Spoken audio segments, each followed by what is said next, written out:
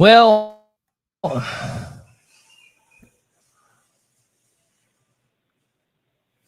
like refusing to even go live for me. You are live.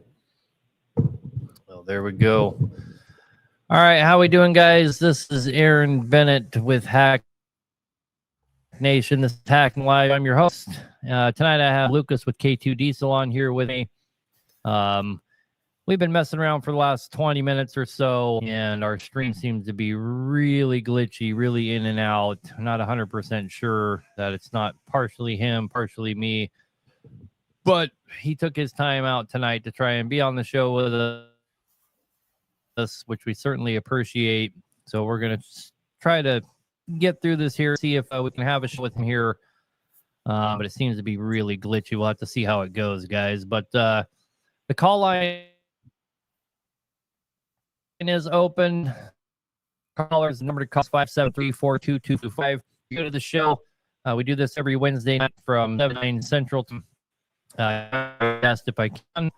Purpose of the show is just to help out as many people as can in the trucking community. Lucas is from Kentucky. If any of you guys don't follow him on TikTok, are you on Facebook too, brother? Or yeah, I'm on Facebook and Instagram, but both. K2 Diesel Repair on all social media platforms. So you guys can follow him on any of those. I know him TikTok, see him over there. He has a engine repair shop.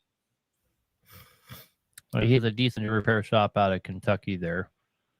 I do think that some of this is on your end because, you know, it takes me a long time to get the feedback back from you. So I don't know. Nah, don't be blaming it on me now, Aaron. Yeah. Well, we do a lot of shows, obviously. And none of them have been this bad with the feedback coming back from, you know, from the guests. So right. Yeah, and it very well may be. if you're following us on TikTok, if you're watching this on TikTok, it's a much more interactive experience over on Facebook or YouTube. We are streaming live as well because you can see Lucas and it's just a way better experience over there. So anyhow, guys, again, the number to call in is 573-422-4225. What do you guys mainly specialize in over there at your shop, Lucas? Well, really, I've always been bumper to bumper pretty much my entire career until I kind of opened up my own shop, and the guys in my local area just, you know, knowed me to, you know, to do engines a lot. So it's kind of transitioned to only engines, and, you know, Cat and Cummins engines is kind of what we got in my area. Yeah, we were bumper to bumper at one time as well, but man, what a shit show that is. You're dealing with wiring problems, especially. You're just dealing with so much shit. Yeah, I mean, I've got a couple of videos on my TikTok of getting into dash harnesses and stuff on Peterbilts and completely pulling them out and going back together. Gosh, you talking about a job. Yeah, and you could never really quote a job. You almost always lose money on stuff like that because it always takes you longer than you thought it was going to, and there's really no way to kind of justify it to the end user and be like, hey, man, you owe me 40 hours of labor for this $300 in wiring I had to do. You know what I mean? Yeah. Costs more than doing an in-frame does, but really you spend that much time doing it. Right. Well, you know how it is with wiring too. I had an interview one time at another dealership, and they asked me on a scale of 1 to 10, how was my wiring skills? I was like, well, what time I'm doing the job, I'm a 1 out of 10, but when I get done, I'm a 10 out of 10. It can get difficult sometimes. Yeah. Y'all think the Cat is going to come out with an on-road engine now that the regulations are back to 2000?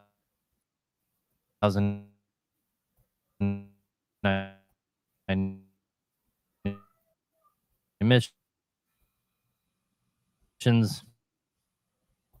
Well, first of all, the regulations are not back to 2009. I don't know if we got a bunch of cloud cover or what. But anyway, Joe asked if I think Cat's going to come out with a new on-road engine now that the emissions are back to 2009.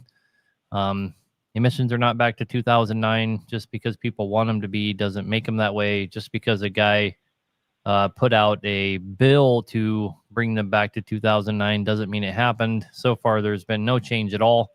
There's been no deregulation at all, except for some mega corporations got some deregulation under the Trump administration. But for everybody else, it's business as usual. But I don't think it would make any difference. CAT dropped out in 2009 because they didn't want to comply with the 2009 emissions. Why would it make any difference if we went back to 2009? You still have all the fucking emission shit. It would only make sense if they went back to like 2007 or 2006 or something like that. 2009 still leaves you with everything except for DEF. Everything. Pretty much. And the billions of dollars in R&D that, you know, Cummins and all them other engine manufacturers, I don't think that they're going to go away from that just, you know, what time Trump's in office, and then for, you know, potentially for it to go back when, you know, the election goes maybe a different way, possibly.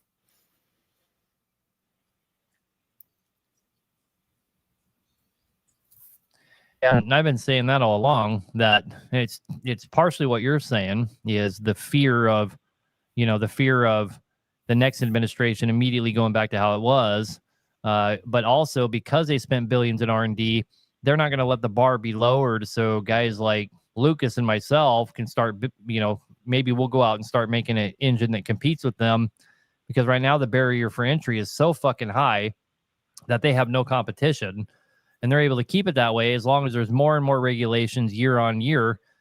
The barrier for entry just keeps going higher and higher and higher, and it's a by proxy way to create a monopoly. They're not going to give that up. No fucking way.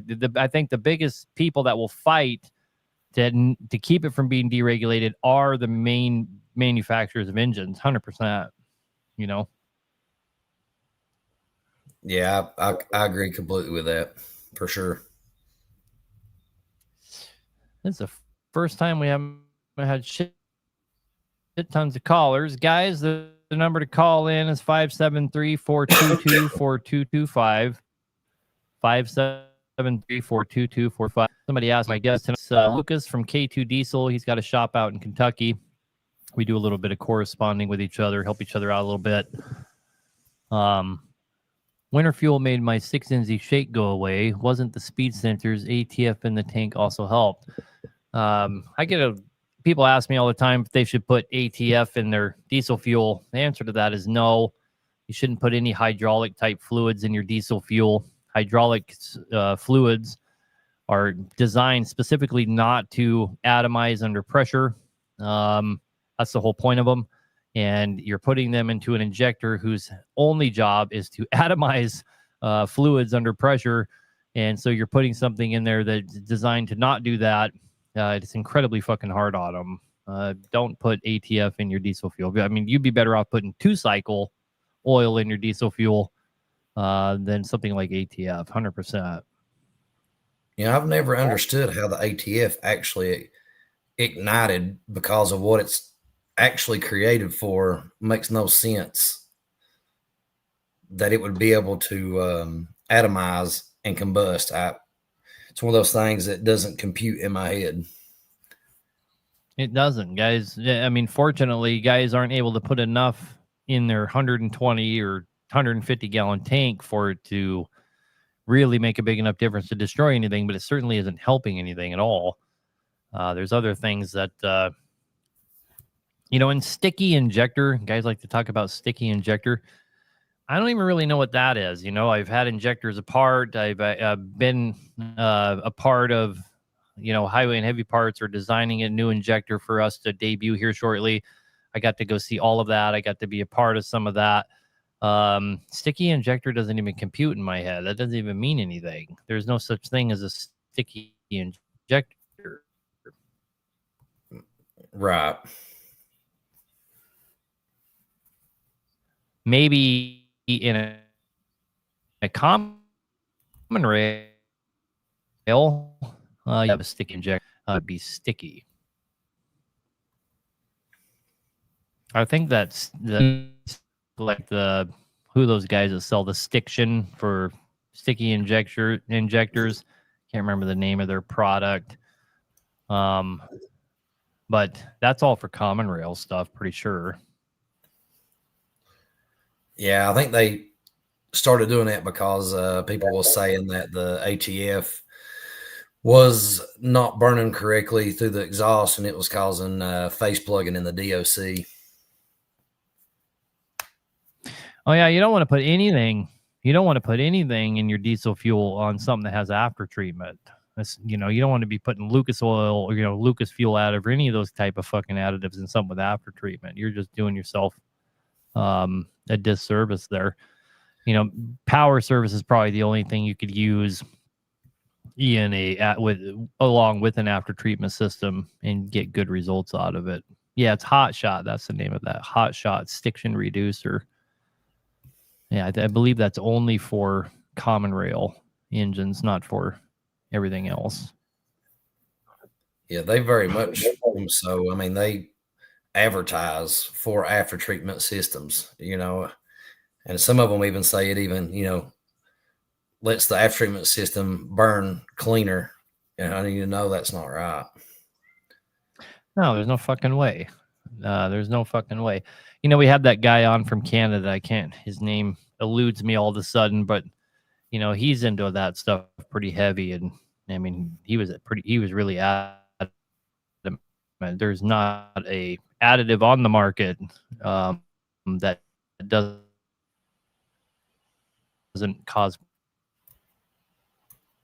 problems for your after still, but it's working. The internet shit still, but it's working better than it was. It was. It's much better than when we first started. Out. So that's a plus anyway. God damn. If I'm going to keep doing this show, I got. Oh, I just lost Aaron. Oh, he's back. Okay, I think we're back. Guy says, bro, I live close to the shop. What internet do you have? Well, at my house, which I live 5 miles away from the shop, at the house I have fiber, and it's fast as fuck, boy. But they're not able to bring fiber to me here. We've already tried. The fastest thing they were able to bring us was Wi-Fi that comes in. I could just hotspot my cell phone and would have had just as good a service. So I got Starlink because I thought Starlink would probably solve the problem. Everybody's saying K2 has a good connection, so that's good. But so it's entirely on my end. But I have Starlink on my boat, and when I'm out on my boat, I can be underway and out sailing, and you could be playing Call of Duty and streaming the Netflix on the TV, and 2 or 3 people on their phones and a couple people on their tablets, and it don't slow down. So. And I was able to get a way bigger system for the shop here and pay for the priority internet and all that. And I just figured it would do really good. But here we are with a fucking Elon turd.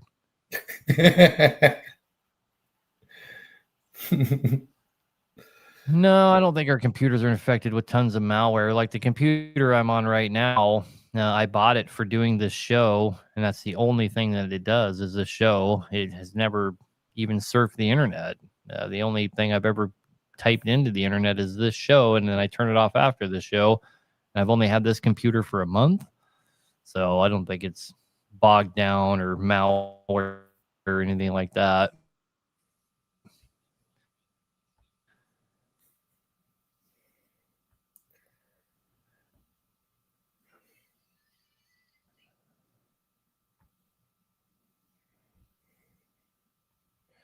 I'm listening, Aaron. I'm sharing the live on all Has my Thomas been platforms. Thomas to his mom for a short amount of time, so we had to let him go. He plans on coming back after it's been about a year. He needed a break from this place. He's been living here with me basically and working for me since he was probably 13 years old. I think he's almost 17. So he decided to go home, spend a year with his mom, and then he'll come back.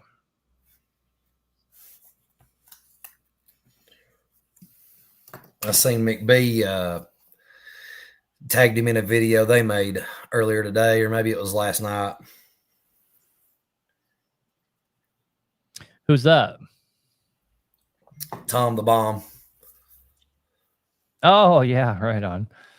Yeah, you know, those companies should watch doing that, in my opinion. So, like, you know, what is the name of the Monaco? Monaco put up a video of Charlie. Monaco put up a video of Excalibur, and then they put up a video of me. And you know, part of me says that's all cool, right? But Right. I called Monaco and I was like, you know, I spent 4 years working my fucking ass off to build the social media presence that I have. I said it's kind of fucked up that you guys just you guys are, you know, just getting into the social media game, and then you just blatantly you use Got people like me and Charlie and Excalibur without Facebook and YouTube just spinning space. But anyway, what I was saying there is I called them and I was like, you know, you guys need to think about this. If I just let you guys keep that video up for a year, and then I went back to you guys, or I went and got a lawyer or something, and I was like, I want revenue for all the sales that you potentially made off of using my video for the last year. It's like, I guarantee I would win that in court. absolutely. Like, Well, oh, I just fuck. assumed they always asked for your permission. They didn't fucking say nothing to me. And I asked Charlie and Tim, and they both said, no, they didn't ask. They just did it. And then we thought it was really cool. Like, yeah, well, it's nice that you think it's cool. And I don't want to be a fuck. And I told the guy, I was like, you can leave my video up. I was like, I'm not going to be a big fuckhead about it. I was like, but it's kind of fucked up, really. You know, and Interstate McBee, same thing. They're using videos of Tom. If Tom wanted to just let that run for a year or two and then get a lawyer and go after them for all the sales they made from his likeness, I guarantee he would win. And he could go back and make them pay a percentage of every sale they made from the time they used him in a video like that. Well, So you all know these they companies that are doing, there's no way they win that. huh? There's no way they would win that. They'd have to pay him or agree to do something for him without his permission. Oh yeah, of course they would. Of course they would. I told Monaco, I was like, if I was an absolute fucker, I would have just kept my cards close to my chest and let you run this thing for a year, then come fucking make a bunch of money off you. Yeah, it's crazy. I had no idea. I just assumed they'd talk to everybody because I've seen a bunch of your all stuff, you know, all over social media. Yeah, I mean, my nephew, he's over here in the Tom the Bomb's actually in the comment section on TikTok, and he says, "Oh, I don't mind it," but he's also 16 years old, right? When he's 21, 22 years old, and he has more brain cells to rub together, he might change his mind. And the fact of the matter is, he never gave him permission. Right.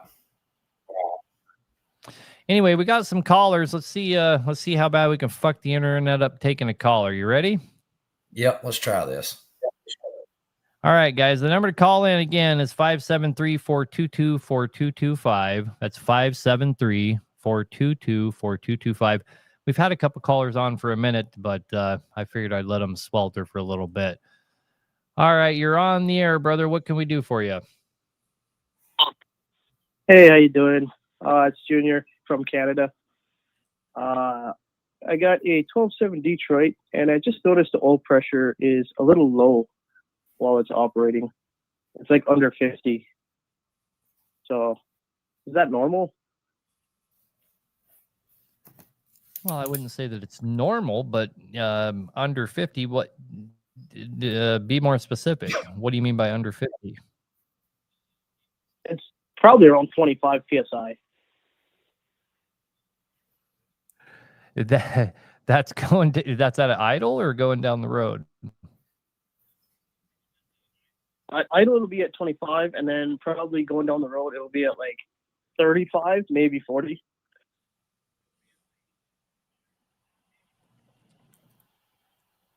Is that up to operating temperature or is that cold? When it's cold, it'll get 50 psi, and then when it warms up, then the oil pressure would die down. Is it high mileage or? I think it's got 1.2. Well, and is this a new phenomenon, or has it always been like that? I just bought it, so it's a used truck, so I don't really know too much about it. Yeah. Well, first thing I would do is get an oil sample on it right away. I wouldn't, that's fluctuating pretty bad.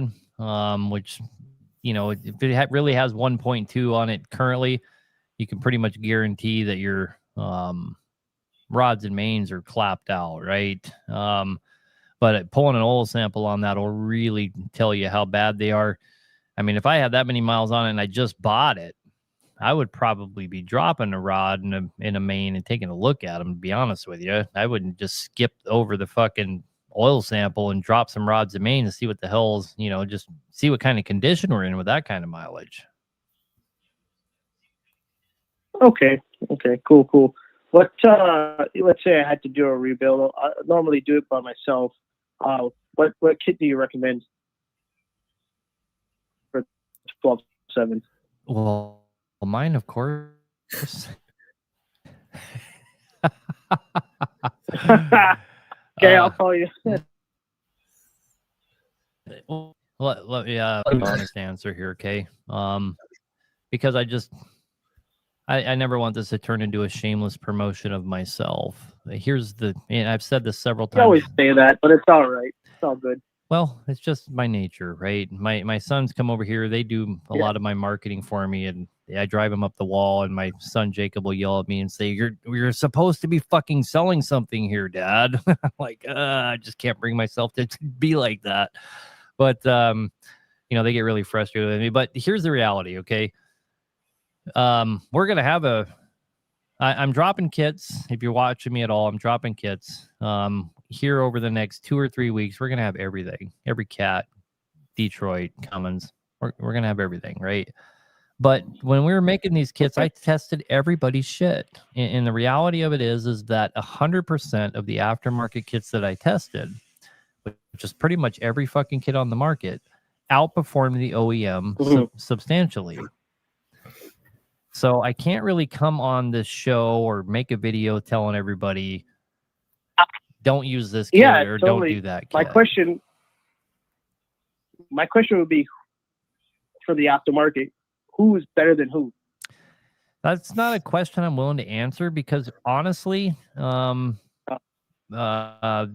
reality of it is that everybody had something better than everybody else. Pretty much.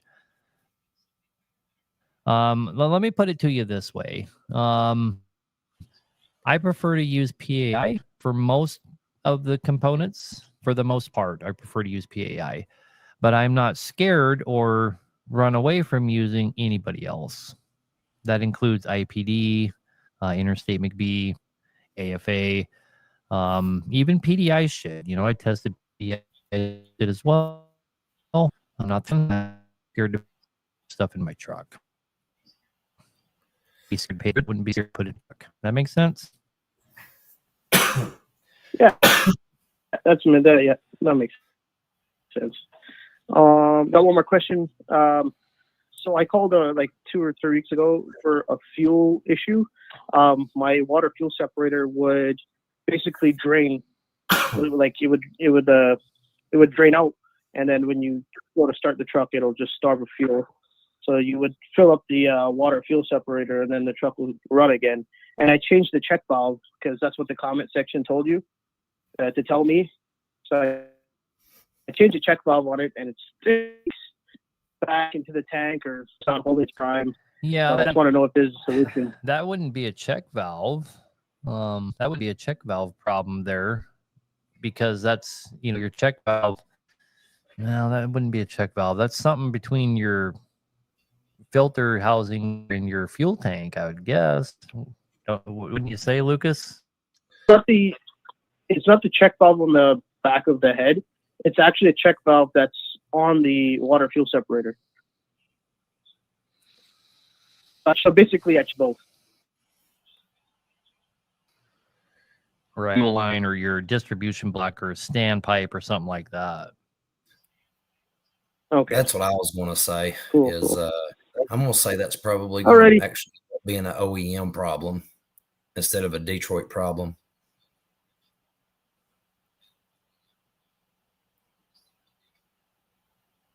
Okay, it's a Freightliner Columbia day cab, so Well, that's what's wrong with it. it is what it is, I guess. Let's just lead with that next time. You know what? I got it's thinking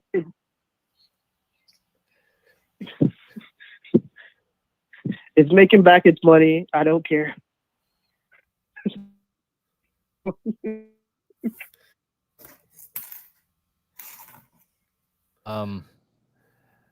Good luck with that one, man. You need to look backwards though, not forwards on. It's K2 Diesel. I don't see much videos of K2 Diesel. Could you just tell me where to find you? Yeah, it's going to be K2 Diesel Repair here on TikTok, Facebook, and Instagram. Okay, perfect. Thank you. You're welcome, sir. Yep. Have a good night, brother. You too. Bye. All right, we have quite a few callers now. Again, Lucas, if you see anything in the comment sections or anything like that, just feel free to, let me know. You're going to answer them, and we'll let you do that. There's no problem there. Okay, perfect. Some guys asked me several times, would a clutch issue make a clunking noise when the jakes engage at low speed?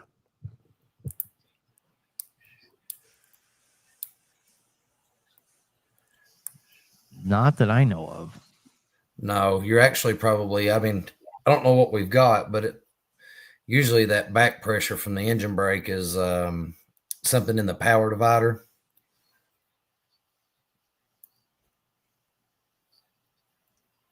Something in the drivetrain. Yeah.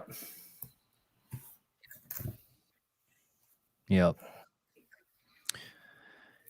Harmonic balancer? Nah, I don't think so.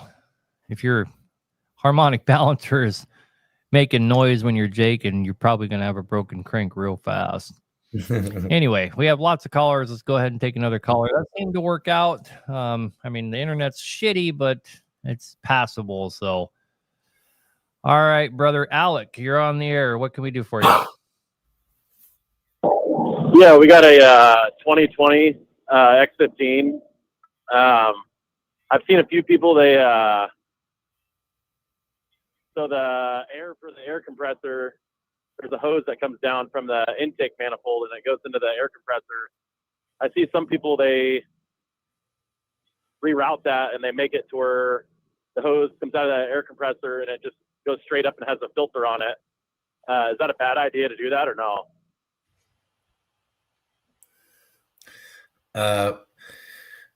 Well, actually, you're going to struggle to do that because on the 18 and newer X15s, that air compressor is no longer under boost pressure. it actually comes from the intake side of the air compressor. So, it's fresh air instead of boost pressure.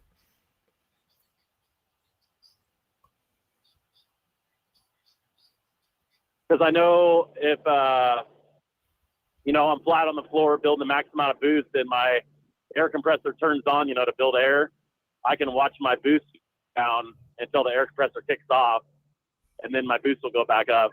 That's kind of the main reason why I'm asking, and I've seen a few guys' trucks, and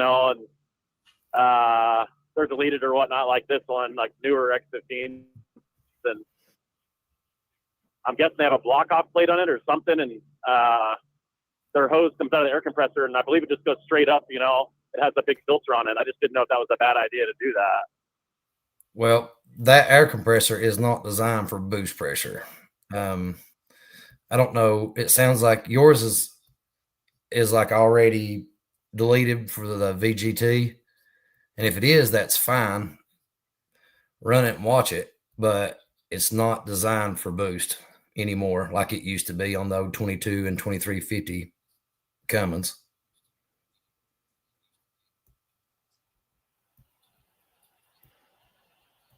Yeah, I mean, this one don't have VGT turbo on it, but that's Correct. different. Yeah, I mean, I didn't figure it did with that hose coming from the intake, because you'd have a hole in the intake side of the turbo if that was the case. So I kind of figured it was already gone.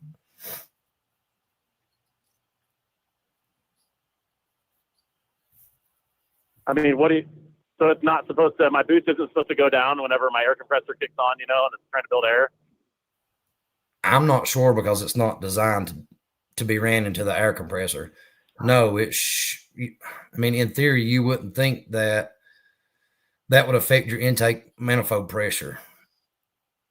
I wouldn't think, especially under a pull when you're pulling, 32 pounds of boost.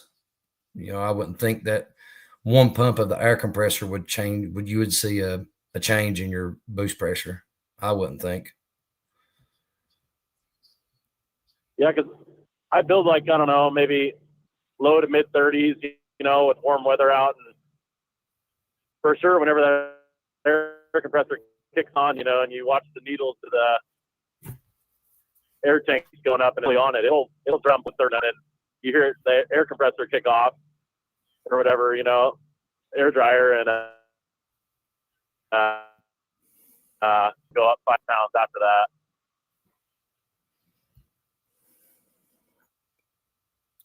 You got any ideas, Aaron?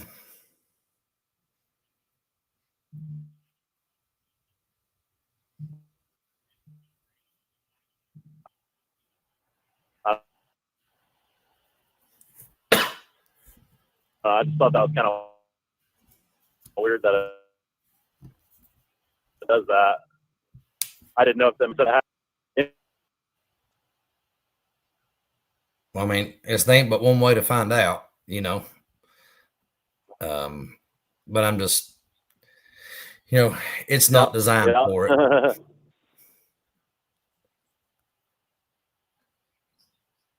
No. All righty. Well, thank you. Yep. Have a good night, Hey, brother. good luck. Yep, you too. Yep. All right, we got lots of callers still, but I want to answer a couple questions really quick. A couple people are asking me about rolling bearings. One guy said, I have 800,000 on my engine. I want to roll bearings, but my mechanic tells me there's no need.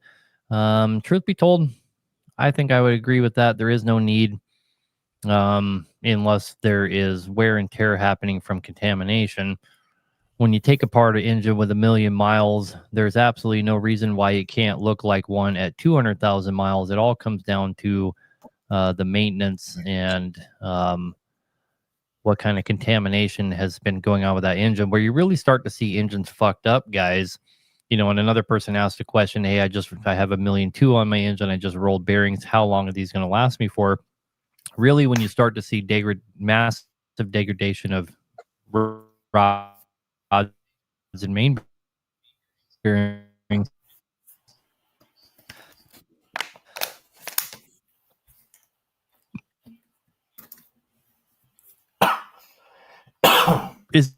when you have something contributing, that's going to be, you know, yes. Okay, I think we're back.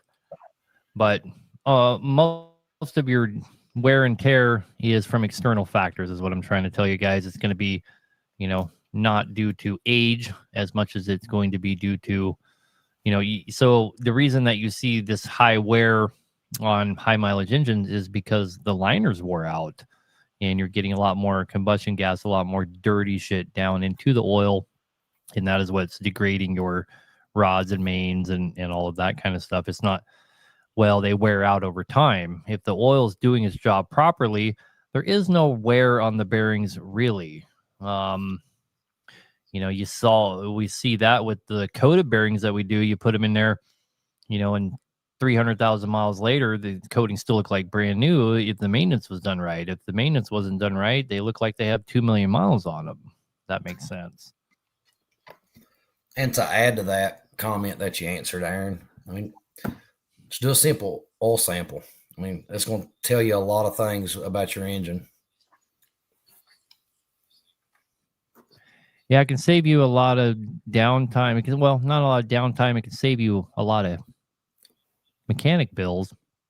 You know, people call me all the time wanting to bring their truck here, and I recommend to people all the time, take an oil sample, text me a picture of it, and let me look at that first, and then we'll talk to you about coming here. See if you even need to waste your time coming here, you know? Yeah, that's good practice for sure. Another guy asked on here, we're going to get right back to the callers.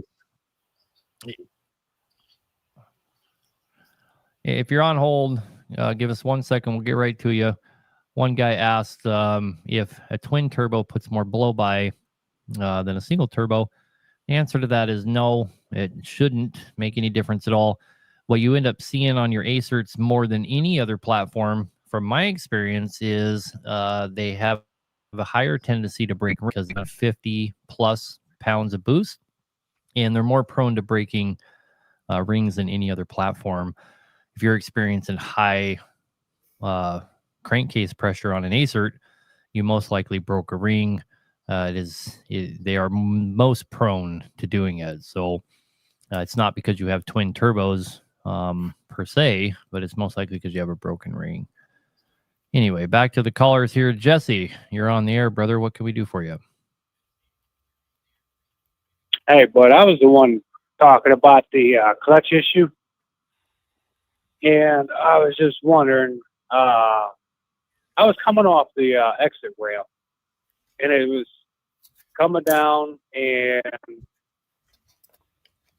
the Jake's brake were applied, and when I'm in a lower gear, it was like that longer. Would you have any idea what that would be?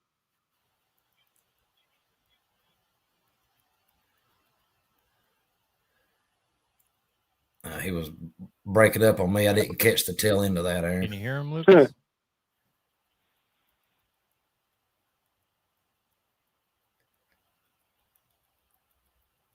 Yeah, I just caught the tail end of that I was conversation. thinking it would be like a U-joint.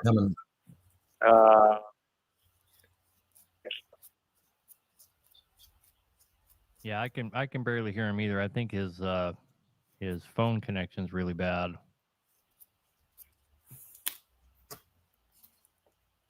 Can you hear me now? A little better, yeah. Yeah. Okay, yeah. I was thinking about it was the U-joints, or what is a carrying bearing.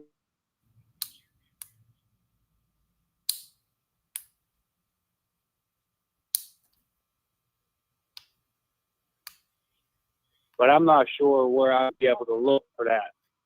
Underneath your truck and go to every U-joint and jiggle it up and down. If it moves at all, it's fucked. You need to do the same thing with your carrier bearing. You got to get under that truck. And then nothing's moving.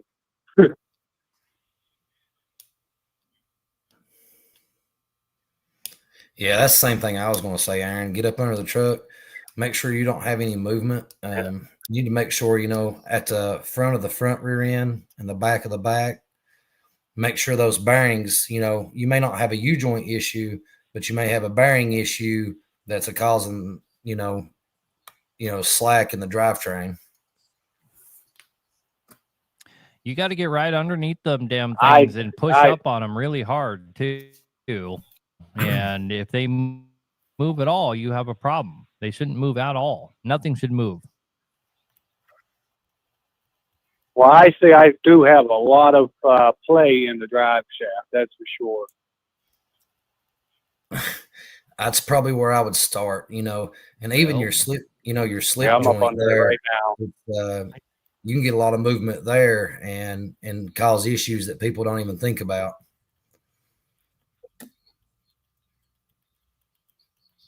Yep. And back on your jack shaft. Okay. Jack shaft, same thing. Your jack shaft is at pretty sharp of an angle most of the time, and that slip yoke or slip shaft there is really prone to having problems, Okay. wearing out sooner than anything else. All right. Have you ever had any experience with the Speedgoes or the TA services? No, I haven't. Good. No. And that's what my problem is. I don't like people fucking with my truck unless it's me, and I can't do it right now. Yeah, I don't know. I don't know anything about that. Same. All right. I guess I'm going to take a shot at the dark down here. Shit. All right, man. Get that Well, drivetrain tightened up. check It'll out be that all right. drivetrain, and good luck with all that.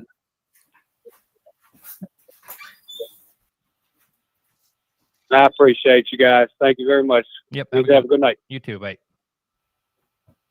Bye.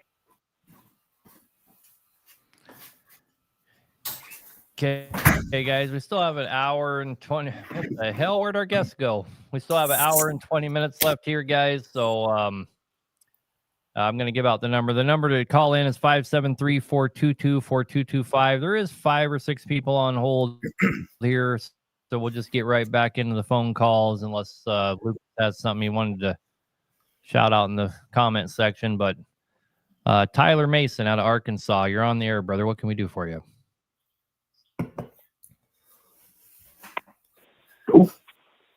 Hey there, man. Hey, Aaron. I just want to let you know, terrible to say, but I'm ready for a motor to blow up so we can build me a motor.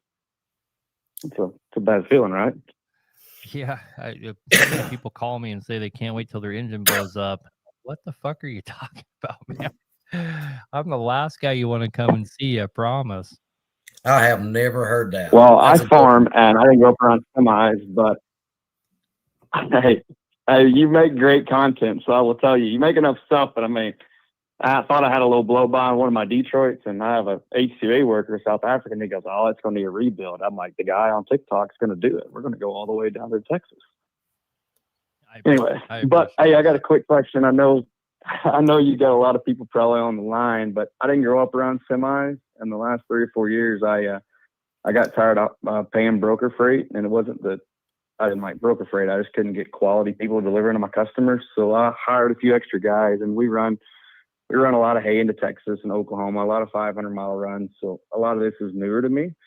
But I bought a Cummins 871 ISX out of California a few weeks ago, and brought it back thinking it had a stuck injector, and we put a set of injectors in it. Runs great now, but I'm wanting to, for recreational purposes, so I'm going to say I wanted to put just a standard manifold and a standard turbo on it, and I wanted to see what you thought, and recreational purposes, that does to an ISX. What does it do? First thing it does is eliminate. How does it run? It eliminates your third stage of jakes. And severely eliminates your VGT third stage jack. turbo.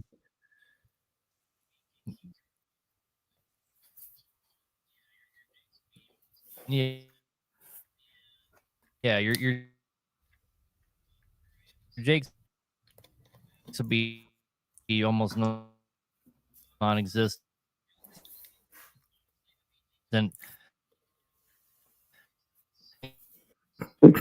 But does for performance, it's like having a all by getting rid of the VGT turbo. I'm all about putting a performance intake and exhaust on it, but you know, I really, you get rid of that VGT turbo. The only reason guys get rid of them is because they'll have one go bad, which is almost always due to lack of maintenance, by the way. And then they have to go buy one and they're like, holy fuck, I could have bought 3 regular turbos, so I'm just going to change it over to a regular turbo. They're not doing themselves any favors, right? You're not getting a performance enhancement, and they're eliminating all of their jaking power. Yeah, 90% of the people What's it going to jake compared? want to lead a truck. 90% of them will say that they have a VGT turbo down, and that's the reason they want to go ahead and do it. Which I understand. Which I understand. So what's it going to? It's expensive to change the VGT turbos. I mean, it's not like ungodly, really, because most of the time you get away with just replacing the turbo and you can keep your actuator, and they're almost comparable in price if you're not replacing the actuator. But almost exclusively what takes out those VGT turbos is a lack of maintenance on the EGRs and their intakes and exhaust system and all that. About every 100,000 miles, you should clean all that. If you clean all that, your VGT turbo is going to go 1,000,000 miles right along with everything else, So I pulled off that because when I bought it out of California, it was non-California compliant. They said it had a DPF filter that they thought was clogged up. And I flew in, looked at my GPS, 1,950 miles. This moment I cranked the truck, I was like, oh God, it's definitely an injector. And I said, well, we're going to see how this goes coming home. But I pulled off that EGR. I pulled off that intake. I wish I had took more photos. I've never seen anything with so much carbon, but I don't even know how the motor was running. So Yeah, I may deal with that. A lot of people overlook on the EGR system is the cross drillings in the EGR. There's 2 Allen plugs in your what they call the Venturi tube, and you can take that out. And what I do is I'll take a metal clothes hanger and cut it and chuck it up in a drill, and you'll run it in and out and clean that up, shop vac, suck it all up. You wouldn't believe the difference that makes cleaning those EGR cross drillings out. Well, it's no longer, EGR is no longer operational, but I bought the coolant. I read about when people do that, when they do the for purely off-road purposes delete, that it doesn't get coolant back to those back 2 cylinders. So I bought the coolant delete pipe that on the other side that can actually take off, the EGR cooler that supposedly it's still supposed to run coolant to the back cylinders. Everything y'all talked about, I've read about on y'all's forums, everything else, but I just was back and forth on. I bought the exhaust manifold, and then I was going to put the factory turbo on it, but everything y'all talked about, I've read about. I just didn't know how it would break, how it would jake compared to I've got 2 12.7 Detroits. I just figured it would jake about like a Detroit, right? It won't even be close. What it'll do is make noise. Yeah. Really? I'm sorry. I don't want you to say it. Yeah. Well, interesting. All right, brother. Well, guys, I know y'all got other callers. Thank you so much, Aaron. Yep. Have a good night, man. See you, bud.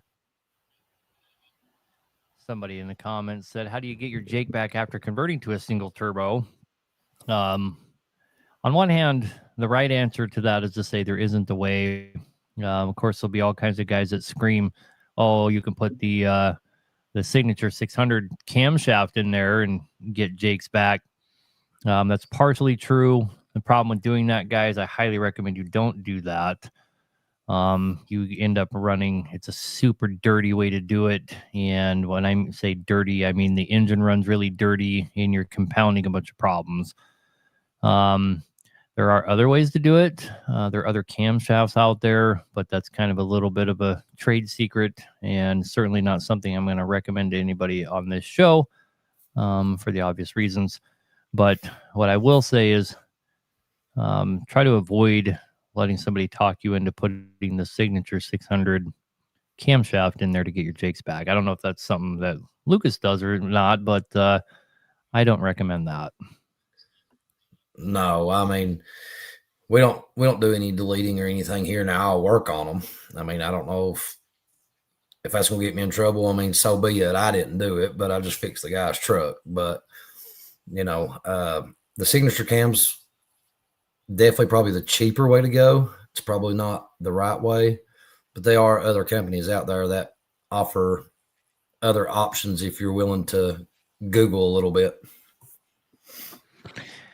Oh, well, I don't even know about those, to be honest with you, but there is an OEM one that will swap in there. That is not meant for on-highway use. So I'm not going to divulge what it is. So anyway, got lots of callers. Probably better jump back over to them. All you guys hanging on here. Now we appreciate you waiting for us to get to you.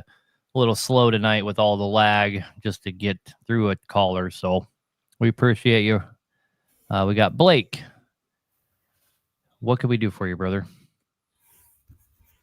I've got a 2016 389.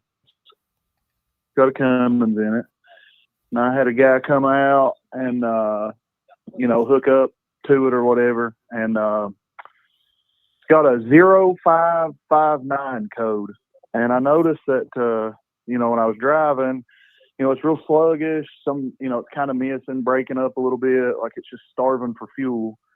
Done a little research on a 0559, and there's a ton of fixes, I guess, for it. And I just kind of wondering, what would be my best route to go as far as diagnosing it, or, what way do I turn?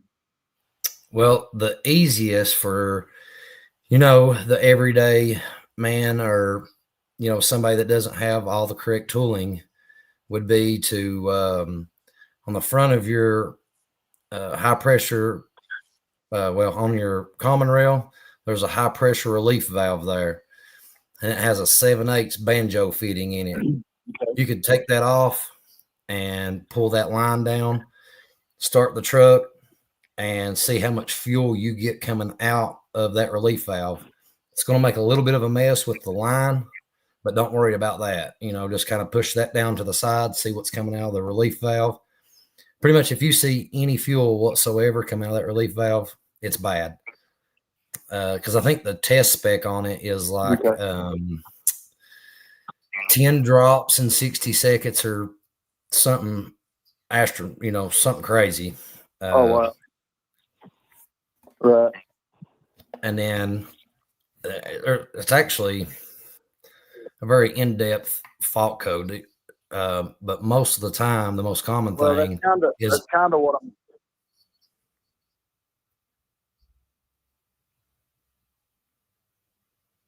Go ahead. Did you die on us? No.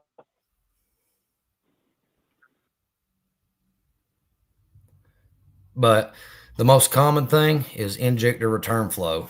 They make these block offs for the common rail. You take one line off at a time, block the common rail off, fire it up, and you'll have to have, a beaker and a line to measure it with. But you should be somewhere in was it 100?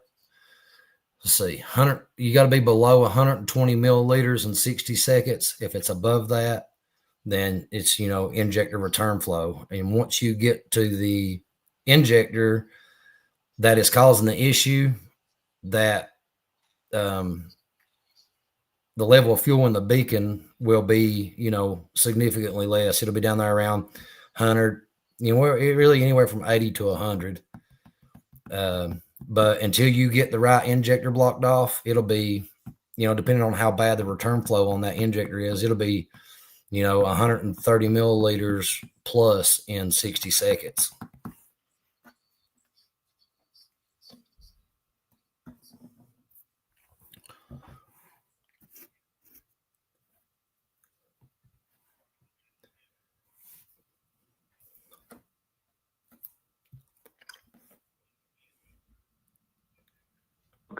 it's, because like I said, I Google mechanic that I guess, and it's kind of set me back a little bit, and just wasn't really sure which way to turn.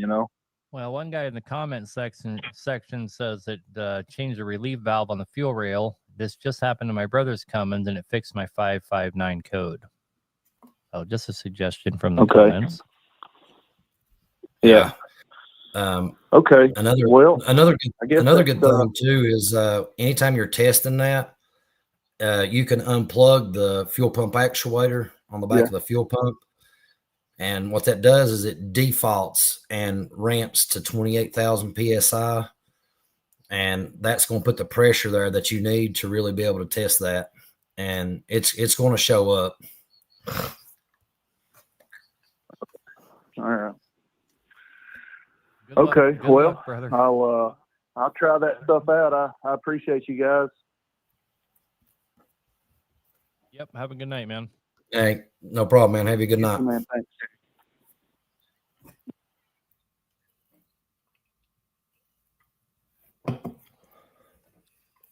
Quick service, his friend. Yeah, that's the nice thing about Cummins, man. Anybody can get on there and troubleshoot whatever they have going on.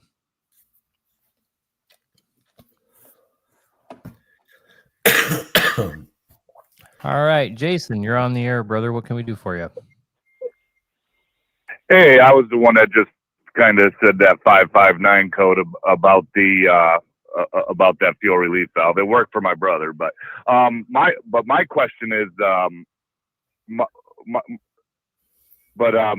question was basically, I got 1,236,000 on mine, and it runs really, really good.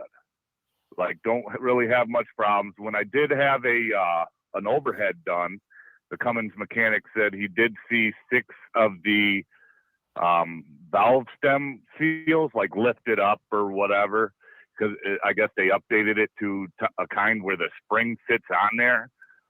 Like, I really don't have like a lot of blow by or nothing like that. I mean, I do oil change, try to do it every 10,000 miles, maybe 12, 13 or something like that. But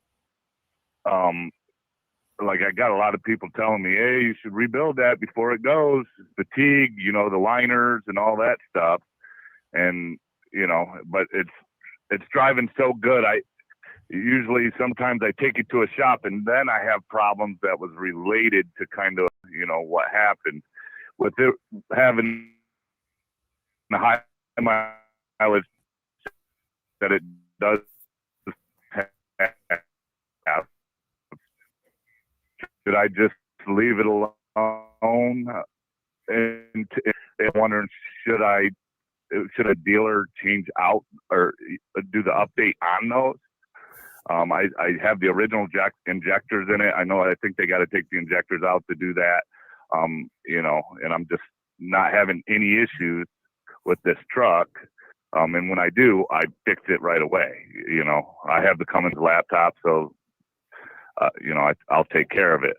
But I was just wondering, with it having this much mileage and not having no issues, no crazy blow by, and like stick to the things going, what do you think would be a good option? Should I change those valve seals or?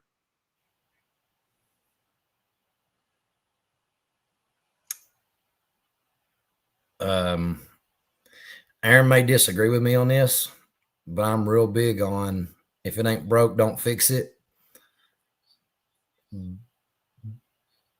But that job only takes about 4.5 or 5 hours to do. Cummins offers a complete kit that you can get that you pull that up off there. It comes with new valve stem seals, comes with new keepers, and you'll never have that issue again. Yours has probably got the little green valve stem seal in it. That thing's junk. The new one that you're going to get, whoever thought of that, is a rich man right now, because the valve spring itself actually holds it down, and it's made into one piece. It's a slick setup. Okay, and then I'm also. So does that kit come with the new injector seals, or you got to buy those separately as well? Because I'm pretty sure you got to pull those out, correct, to do that? Right. So, I got so the yes, CM2250. it comes with new injector O-rings and pass-through O-rings also, because the injector does have to come out. The tool that you use from Cummins actually bolts into the injector hole and compresses the valve springs down, and that's how you're able to safely get your keepers out and get your springs back off without somebody losing an eye. Okay, but yeah, the guy said it looked good in there. Besides that, I'm just that was the main thing I was wondering. It doesn't seem like much blow by to me. I don't see it coming out the tube. If I was to pull off the cap, it's not like crazy or nothing. And I guess Cummins had like a service bulletin or something where if it burned so much oil within a certain amount of time, they would change it. I think this was a long time ago or something, but it would have to burn so much oil where they would be willing to do something about it. Yeah, that's the just, truck's a 13, that's so 12 just motor. under warranty. But, if your truck's out of warranty and you go in and say, "Hey, I've got raised valve stem seals and I want them changed," they're going to change them. But yes, you're right. If your truck's under warranty, they will ask for a oil consumption report to determine if the amount of oil consumption is great enough to justify warrantying the valve stem seals. Okay, is that something you think I should get done at a Kenworth or Cummins, and like they're fairly priced about it, or is that something you guys do? Or Oh, I don't really know where you're from and how your dealerships are, but don't let nobody pull the wool over your eyes and tell you it's going to take 3 or 4 days to do. I think the SRT time on it pays like 6 hours. You can really have it done in about 4. Oh, yeah, that seems fair to me. What's that, 2,500 or something like that in labor, and then whatever the parts, or something like that, maybe less, hopefully. But that's what I was thinking. Maybe it, because my oil temp does get, when you look at like engine abuse in the in the computer, there's different levels, and I'm thinking that might have something to do with some of the the higher oil temps. Only when I'm going through the hills, I'll get right to about 250. There's been 1 or 2 times, hauling, but I never really haul that heavy either. I'm usually about 60 max, but I haven't done that oil thermostat, but I have checked I do have the dual oil thing, and I've replaced the elements and all the gaskets there and everything. I've cleaned out the intake from all the carbon. Whenever I have spare time, I try to do that stuff. But yeah, I appreciate your guys, input on that. I appreciate it. Buddy, no problem. All right, man. Well, good luck with whichever route you decide to go there. All right. Thank you. Yep. Have a good night.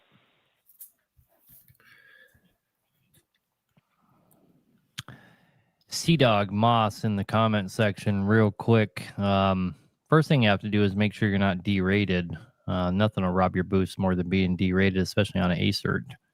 If you're certain it's not derated, and you're straight piped, then you can only be dealing with either chewed up turbo or you're leaking intake or exhaust somewhere. So you just have to deduce it down. DeLorean. Says line protection height on my 3406 is 20 thousandths. I think we're good. Hey, how's it going? Sorry, Lucas. We'll have to get back to that because I took a caller. Yeah, you're good. Let's go. Go ahead, man. You're on the air. I thought I converted it. It used to be a Peak. I converted it. I was wondering, I have a new turbo on it. I was wondering what kind of pressure should I be looking for, or what should I set my wastegate for?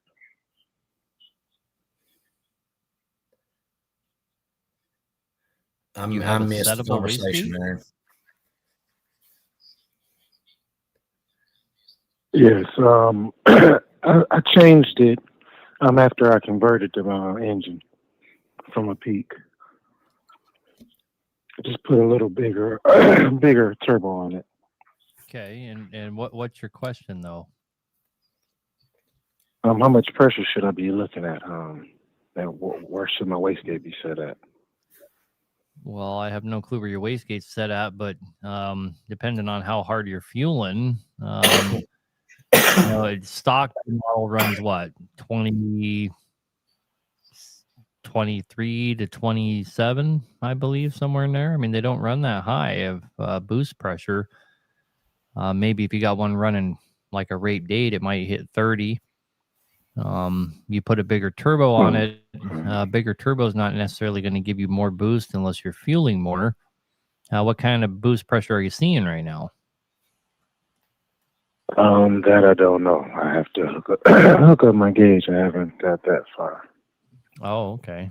Yeah, a lot of guys will go throw a bigger turbo on, and they'll be very underwhelmed when they find out that it might actually work counter to what they were hoping for, and they're having a harder time spooling it up and not getting any boost out of them.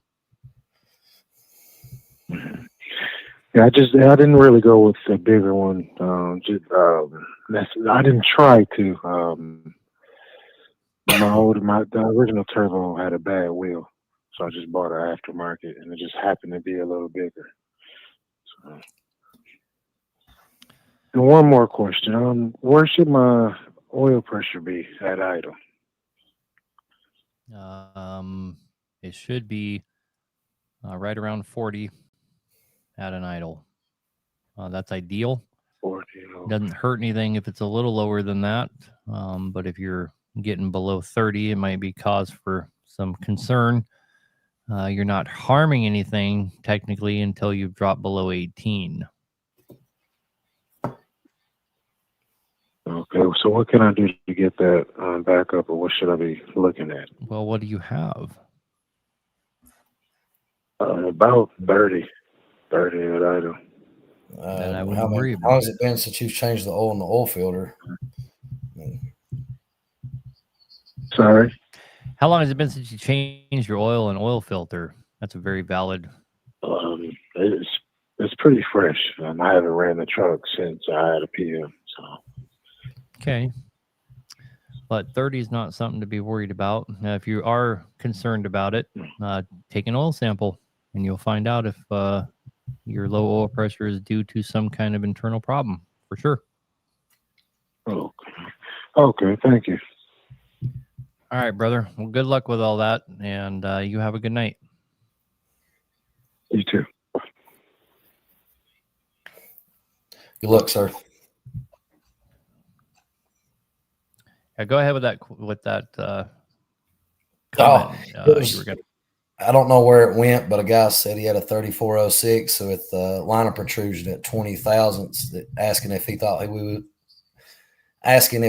he was good. I don't see that comment, but if we thought he was good at what? He was so good at fucking it up. That's exactly right. I just thought it was funny. I looked over and read that. So your liner protrusion, what engine did you say it was? He said it was a 3406. Okay, so your liner protrusion should be between 3 and 6. 3 and 6 is optimal. Obviously, higher is better. If you have a freshly decked block, your liner protrusion could be between 3 and 1. A lot of guys don't know that, but if it's a freshly decked block, it can be quite a bit lower and still be considered good. 3 and 6 is where you want to be, especially if you're doing your second rebuild on it, obviously. Used block, and you want to be no more than 10 2 thousandths different from the liner adjacent to you and no more than 4 thousandths different between any liner across the board. You don't want to be more than, I think it's 2 thousandths out from your own liner. So the liner can't be more than 2 thousandths out from itself, more than 2 thousandths out from the liner adjacent to it, and 4 thousandths out from any other liner on the deck. And you're shooting for somewhere between 3 and 6. If you're at 20 thousandths, buddy, you will be calling us, telling us about your broke liner flange. Very good. That's a fact. Anyway, let's get back to the callers here. We got AJ calling about a transmission. What can we do for you, brother? Hey, how are you, brother? Hey, I got a few questions, if you don't mind. I got a 3406E. It's a 98 Peterbilt. I just did an overhaul, and the guy charged me like almost $40,000, but he didn't do it out of frame. He did it in a frame. And the problem I got right now, my torque is not matching my horsepower.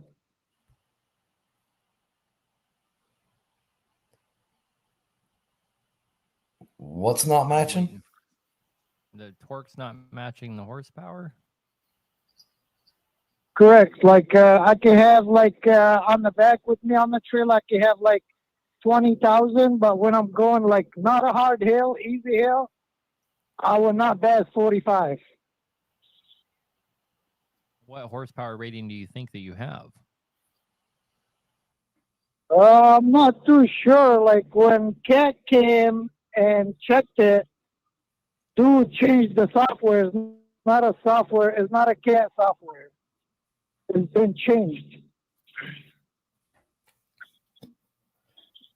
No, you're not making a lot. How much they usually come with? But I don't even know what engine you have. You haven't given very much description here. Oh, the engine is 3406E. Okay, It's a 98 Peterbilt. Okay, well that 98 3406E could be as low as a 375 horsepower engine. Oh, it could be. Yep, it could be.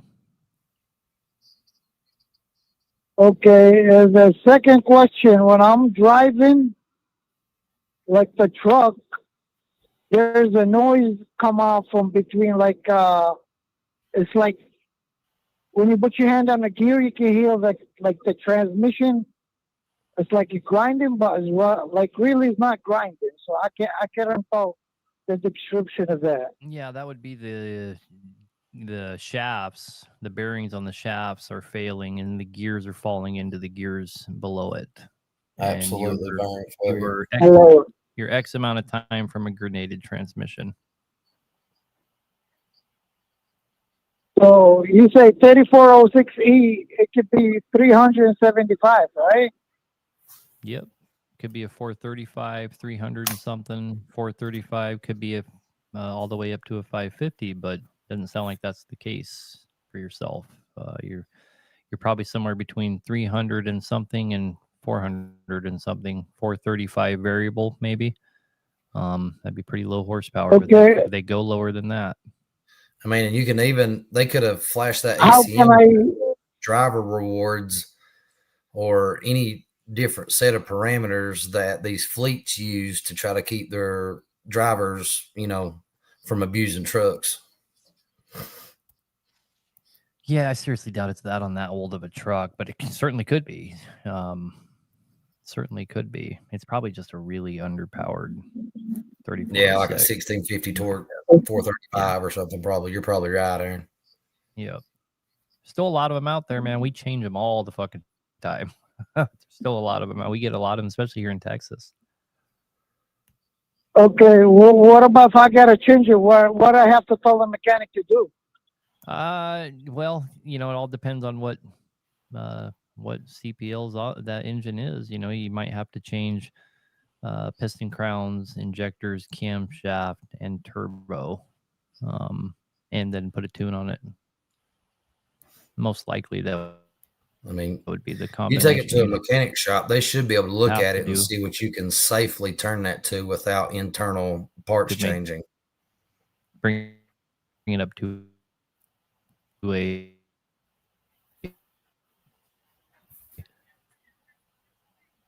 470, 550, anywhere in range. No. But on your transmission there, I think you have bigger concerns, which would be your transmission. You're about to lose that thing. Guys in the comment check the oil level, which I would agree with. You need to check the oil level right away, but you're kind of too late anyway. You're never too late to add some oil to it. It always helps, but if she's grinding, if she's whining at you when you're going down the road, she's on her way out, and you either got to replace it or get it rebuilt. Because you're going to end up on the side of the road. Like, you only grind if you like hitting the gas, you're not hearing it, you're not feeling it. But if you go on a super road, you can hear it. Yeah, that's because it's falling into itself, man. Okay. Thank you, guys. I appreciate you for your time. Thank you so much. Yep. Good luck, man. Good luck, sir. You too. Aaron, when are you getting your dyno going? I've been waiting for room to bring that thing into the shop because I am loath to use a torch and a welder outside in 109-degree Texas heat. But we're almost free of all the end frames, and I'm going to shove our Connex into the shop and get to hacking and whacking on it and build myself a badass dyno station. Hopefully within the next 2 weeks, I'll be doing that. But anyway, another question I want to answer real quick. What can you safely turn a 12.7 up to? Well, that depends entirely on which DDEC series you have. DDEC 2, 3, 4, 5, whatever it might be. They vary pretty wildly in how much horsepower you can put to them. So anyway, back to the callers here. We got Tim. You're on the air, brother. What can we do for you? How you doing, Aaron? Good, Got man. 100,000 questions, buddy. That's good. Hey, I love your show. First of all, did you know there's a Hack Nation tribe? No, is there now? Hopefully they're naked and have very sharp weapons. Fucking savage. No, they're out there in your shop. They're out there in the shop. You're working on our trucks and you're talking to one because they're buying parts. I am. Yeah, there you go. So we're all part of you. We love you. Right there on, you man. go. Thank Hey, you. you're welcome. So I got a question about the turbo that you have for the non-wastegated. I don't want to confuse nobody. I have a DDAC 4 motor with DDAC 2 turbo, and that's what you're selling, correct? Non-wastegated? Yep. Okay. Is that any different than the one I have on now? Well, I mean, so the two turbos we have available are going to be the biggest size that you can get without going outside the box. And then they're ceramic coated to contain all of the heat. A lot of guys ask me questions about them, and here's the simple answer.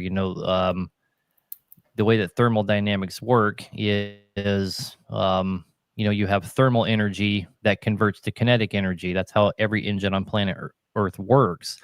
You take your engine and run it down the road for 50 miles. It's hotter than shit. All of that heat that is soaked into your engine and to the rest of your engine components is lost kinetic energy, because that's thermal energy that got lost and dissipated out that did not get transferred to kinetic energy. And so my goal in all of the parts that I'm producing is to preserve as much of that thermal energy and convert it into kinetic energy as I possibly can for obviously performance, fuel savings, and longevity of the engine. So, if I have let's say I have a OEM style turbo, which a lot of the turbos I have are Garrett. That's what we're using on purpose because Garrett supplies pretty much all the OEM, right? So we're using their cartridges and then putting our housings on them. That way we know we have a tried and true cartridge, but the housing is just our attempt to convert all of your thermal energy to kinetic energy. So are they better? They're obviously going to be better. Okay. All right. So I went ahead and bought PAI kit off your son's, Okay. and we're gonna get ready to tear into it here in a couple of weeks. And I got to replace the turbo. It's cracked the back of it. The exhaust side, and it's really noisy. It's puking all out of it. So, which one would you recommend? For I got the fuel turned up on this one here. My gauge is up to 38. They claim I'm getting 42 out of it. With the tune. Yeah, I mean that one that we have up on the site for it would work just fine. For sure. The non-wastegated one? Yeah. That wastegated one that I have on there. Okay. That's for 14-liter Detroits, and that one kicks fucking ass. Oh, okay. Despite the fact it has a wastegate on it. But how could I put it on this one here and make it sing? Well, it's not. Okay. It just. You don't recommend it, okay? No, Not quite that easy. No, it's not that easy. Okay, so I've got a couple more questions and I'll let you go. So, what do you think about the Air Dog lift pump? Would that be a good candidate for a 12.7? To be honest with you, man, I had fast systems on a lot of my stuff.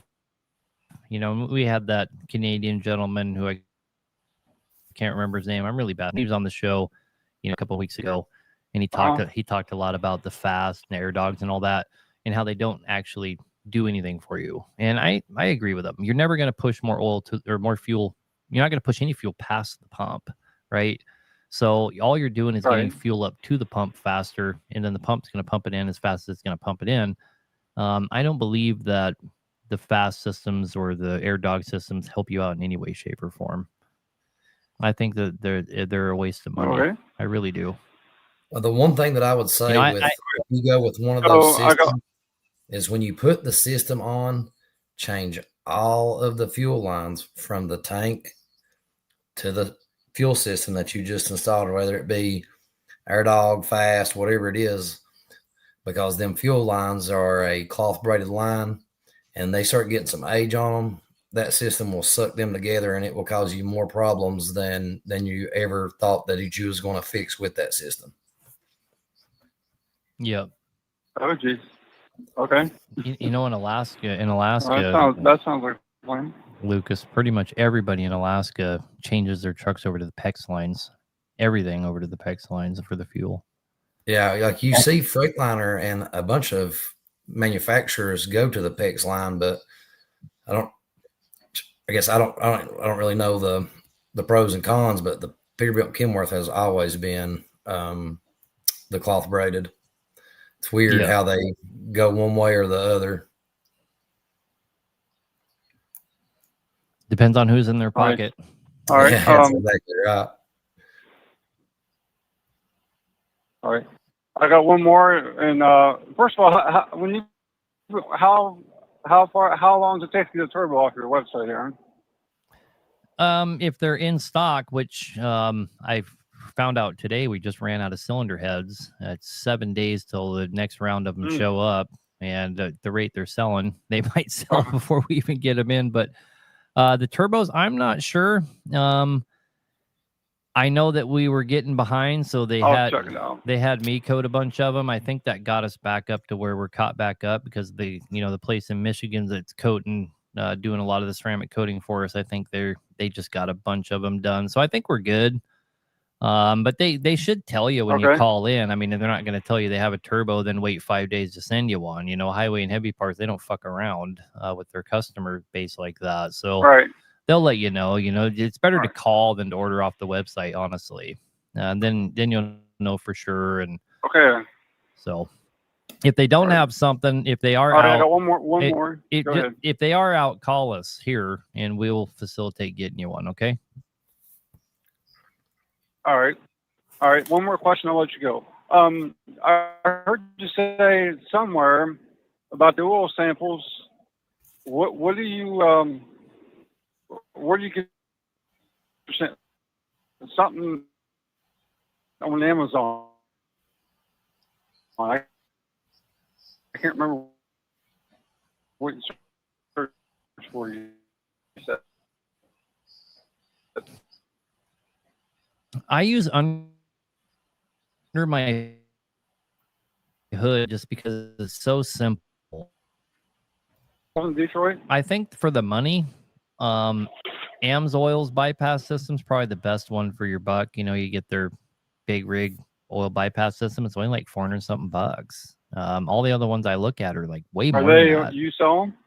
No, I don't. I You am. sell 'em? No, I don't. Nope. Nope. I don't sell either of those things. So, but I am in Okay. talks with AMSOIL All right. about becoming a distributor for those because I want to start including them with every build that we do. That sold me. I'll look into it. I appreciate you, man. Have a good night. Yep. Have a good night, man. Have a good night, sir. Hey, Aaron, I was wanting to There you go. Thank you. address the comment. No, you're good. Go ahead. So Jimmy commented, is there anything special, any special information when installing a fire ring cylinder head on a converted C16? And Aaron may disagree with me on this, but to me, any truck that works every day has no reason to have a fire ring cylinder head on it. We'll start with that. But if you do a fire ring cylinder head, make sure that your protrusion on your liners on that C16 is at, no higher than 4. I've seen several in here in my shop that has come here off of the road that's had 6, 7.5 with a fire ring cylinder head, and the liner flange be broke. And that's only been on C16s though. I've not seen no C15s with that issue, but you have that liner's, quite a bit thinner, and you start getting that liner protrusion up there and put the torque on that cylinder head. It's just been cracking liner flanges like crazy.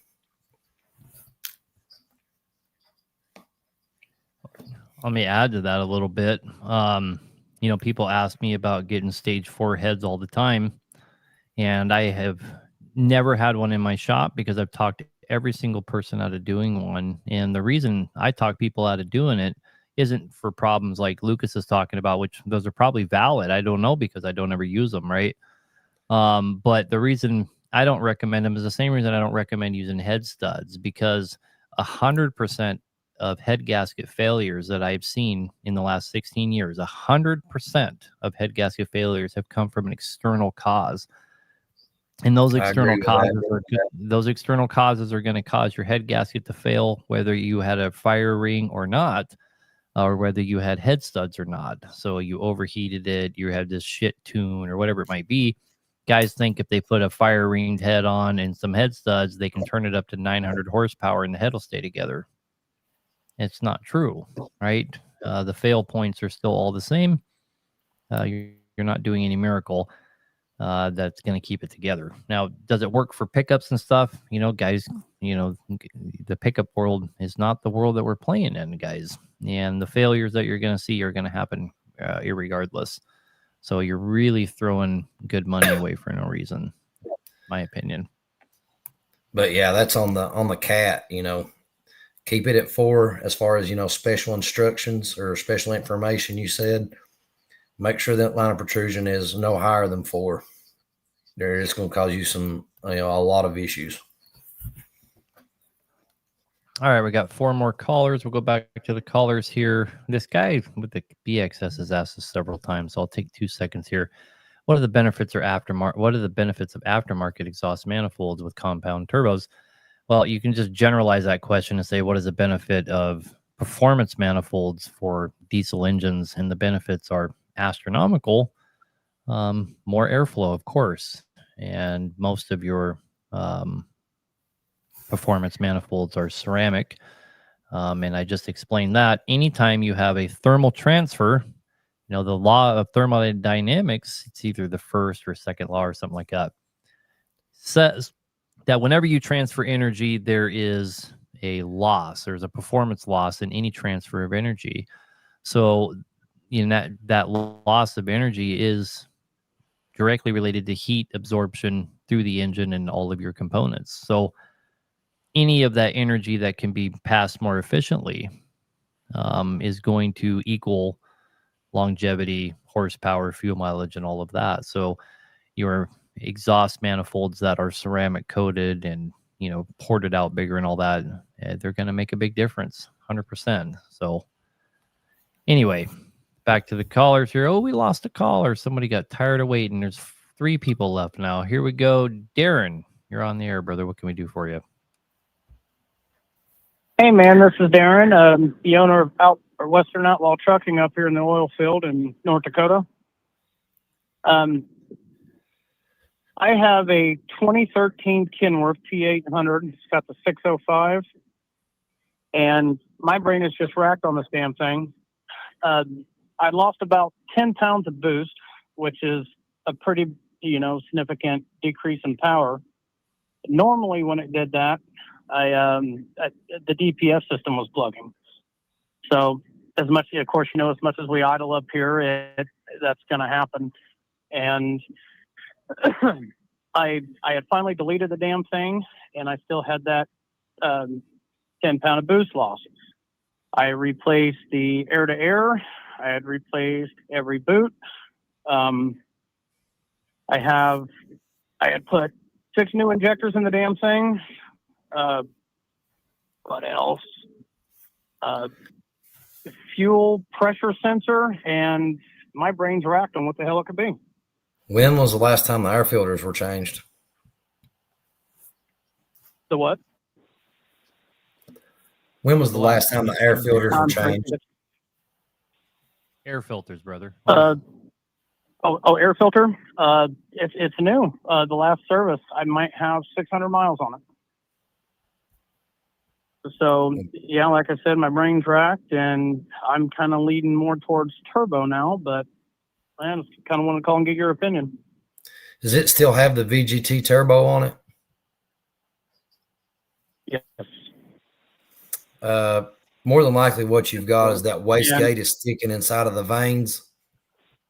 I about guarantee you pull that turbo actuator off, there's a wastegate gear there. If you grab that, I'm on 75% chance that doesn't move. It's stuck, and where it's stuck at is roughly about 10 pounds of 10 pounds less boost than what you're normally running. Okay, because when it did it, it did it, of course, before I deleted it, about a week before I deleted it, and for about 1 day, it came out of it, and then next day I fired it back up, same thing. That's 100%. Okay, well, if it's able to come out of it, it's the turbo for sure. Yeah, 100%. Yeah. Okay. Awesome. Which it failed the pressure test anyway for the injectors, so I replaced them anyway. So, well, I guess that's what I needed to know, and I appreciate it, guys. Thank you. I really enjoy your show too. Yep. Yeah. Have a good night. Thank you. Thank you, sir. Have a good evening. Thank you. All right, we got 2 more callers here. Lost my call. Yeah, I saw you got dropped right when I was taking you there, buddy. We'll come back right to you here, Matthew. We got 2 more callers. Let's take them so we don't lose them, and then we'll just hit these questions in the comment section. William, you're on the air, brother. What can we do for you? Evening, gentlemen. I hope my question's really kind of simple. I just want to know how bad of a shape the truck I'm about to drive at work is in. The guy I work for bought a 86 LTL 9000 Ford in immaculate shape. It's got a 3406B in it, and it had transmission problems, so we took it to the shop to have the transmission rebuilt. When they pulled it down, they seen some oil behind the flywheel, rear main seal, so they went to take it off, and apparently whoever was in there last hammered on it so hard they pulled the threads out of the crank on a few bolts. Is it fixable, or is it just junk now, going to have to come out and get a new crank? That one's for you, Aaron. You mean where the flywheel mounts?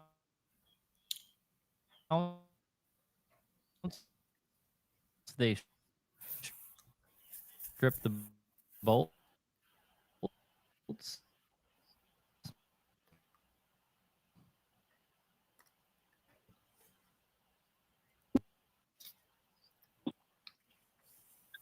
Take the thread out of the word.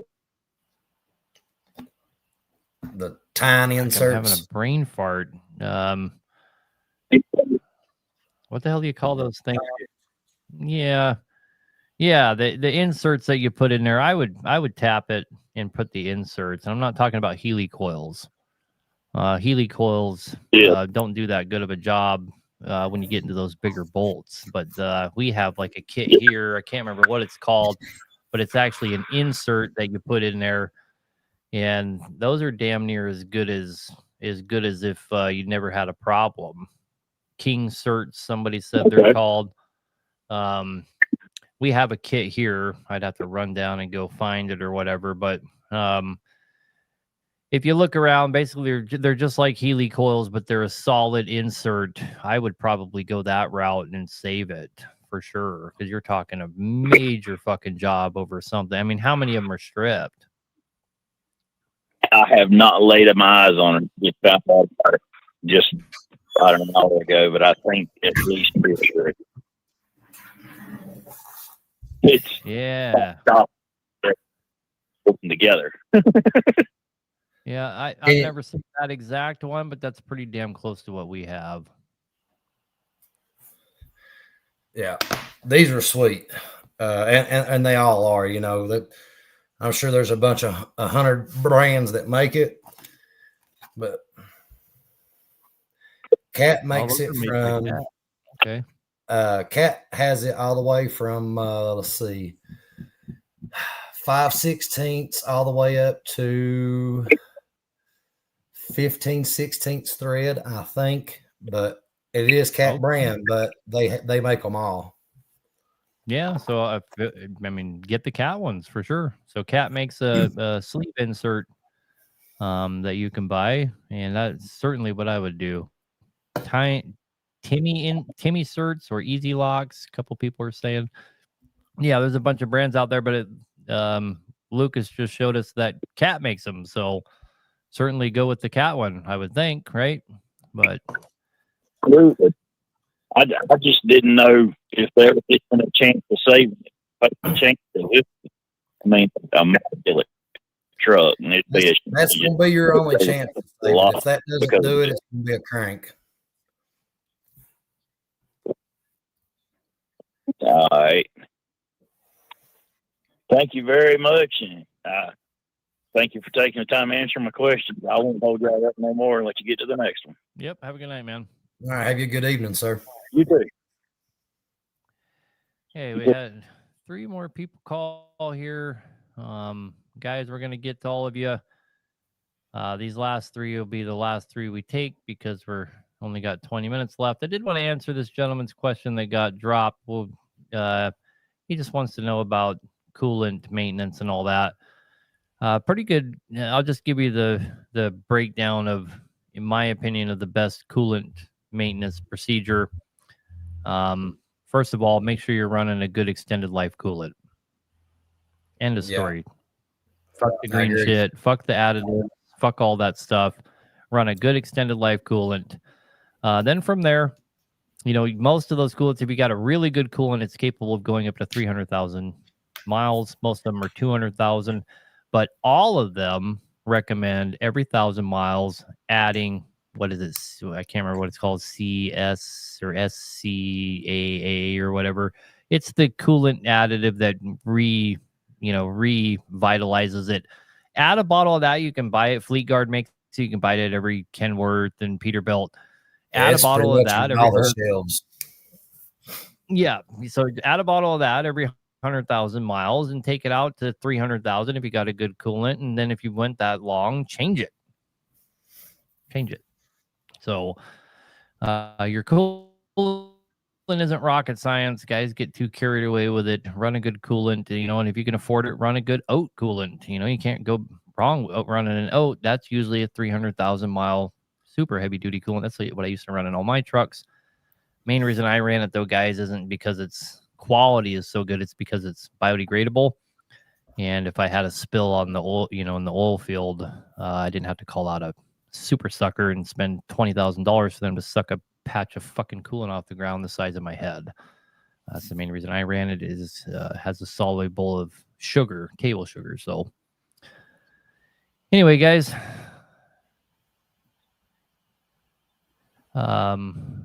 you guys kill me with your red coolant. You weren't around when it ate engines up.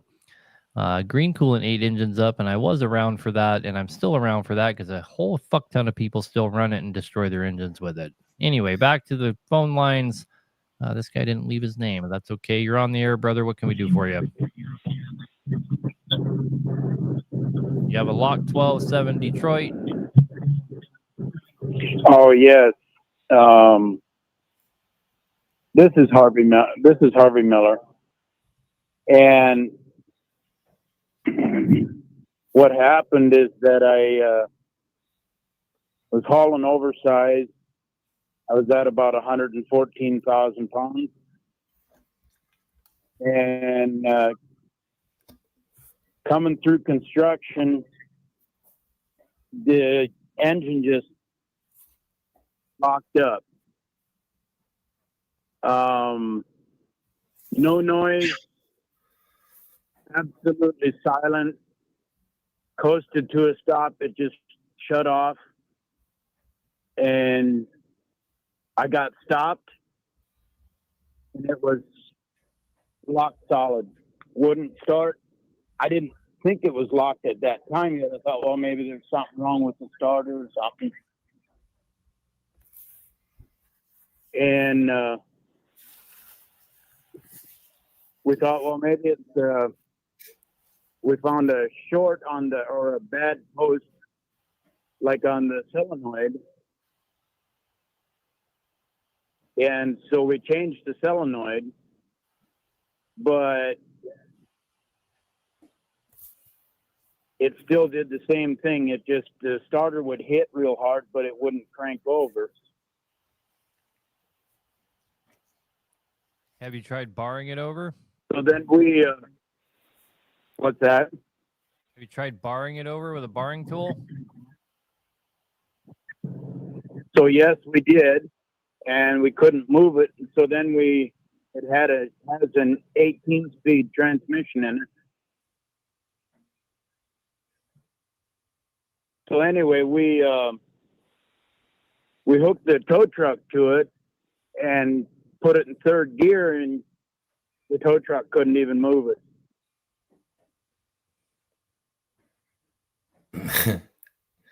What's the question? I mean, why? How could it lock up like that? But yet it was turning, coasting uphill, and I didn't push the clutch. I just coasted to the side of the road. Yeah, guys are saying maybe it's hydro locked and this and that, but I tend to not agree because the engine was running and it decided to quit running, so something catastrophic must have been going on, and you already had inertia. So think about a piece of steel that is getting tore the fuck up while it still has inertia. It's not going to stick until it stops, right? I'm going to guess you probably had something horrible happen, probably spun bearings or something like that, versus, you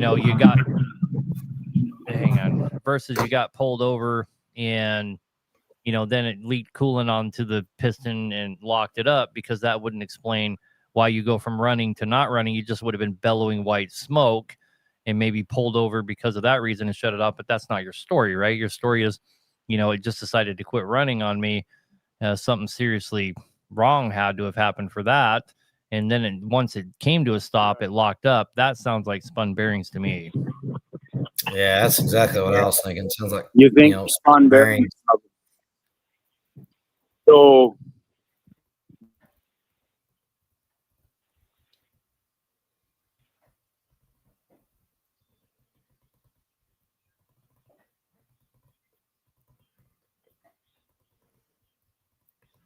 And with 114,000 pounds, you might just, you might see the silver once you drain the oil. So you need to drop the oil pan. I bet if you drop the oil pan, Get the oil pan off. yeah, I wouldn't take it anywhere Yeah, until you've done that and solve for yourself. Somebody was saying that possibly the bull gear broke in the front. Is that? Boy, you would have had a Something you'd have had a hell of a racket, and you would have had valves hitting fucking That's what I pistons and all kinds of crazy shit going on. So I seriously doubt it, man. Right. I bet it's in the bottom end. Anything's possible, right? None of us were there, but just based on what you described. The thing of it was absolutely, it was just absolutely silent, like no noise at all. Yeah, it sounds like spun main bearings to me. Yeah, spun bearings for sure. All right. Thank brother. you. Well, good luck. Better luck anyway. Appreciate it. All right, bye. Yeah. Have a good evening, sir. Shane, you're on the air. I'm going to rip through them here because we're running out of time. Shane, what can we do for you? All right. How you doing this evening? Quick question for you. Got a pack car. We work on dump trucks. And just see if you run into this. Started out using a gallon of oil. And about every 2 to 3 weeks, it would jump up to 2 gallons of oil. Well, we finally shut it off. It was using 4 gallons of oil a day. We pulled the motor out. We just put it on a stand and pulled the head off and pulled the pistons out and everything, and no broken rings or nothing. But you cannot see where this oil's going. Like the exhaust is clean. Turbo's not taking it. Have you ever run into one using that much? Yeah, when they have broken rings or trashed liners, and when you're under boost, it's pushing all the oil out when you're going down the road. Correct. Yeah, and all the rings look good. But yeah, that was you have the engine apart. We just started taking. Yeah, we just pulled the pistons out tonight and laid them on the shelf there. And any no chance rings. the rings are carbon packed? What's that? The rings aren't carbon packed. They all look good. No, yeah, they all look good. That's what's really strange. Was it recently overhauled? We only had the truck for about a year, so I don't have much background on it. On that, and the funny thing today, I seen your package for Pack Car today, so I'm gonna give you a call on that too. Yeah.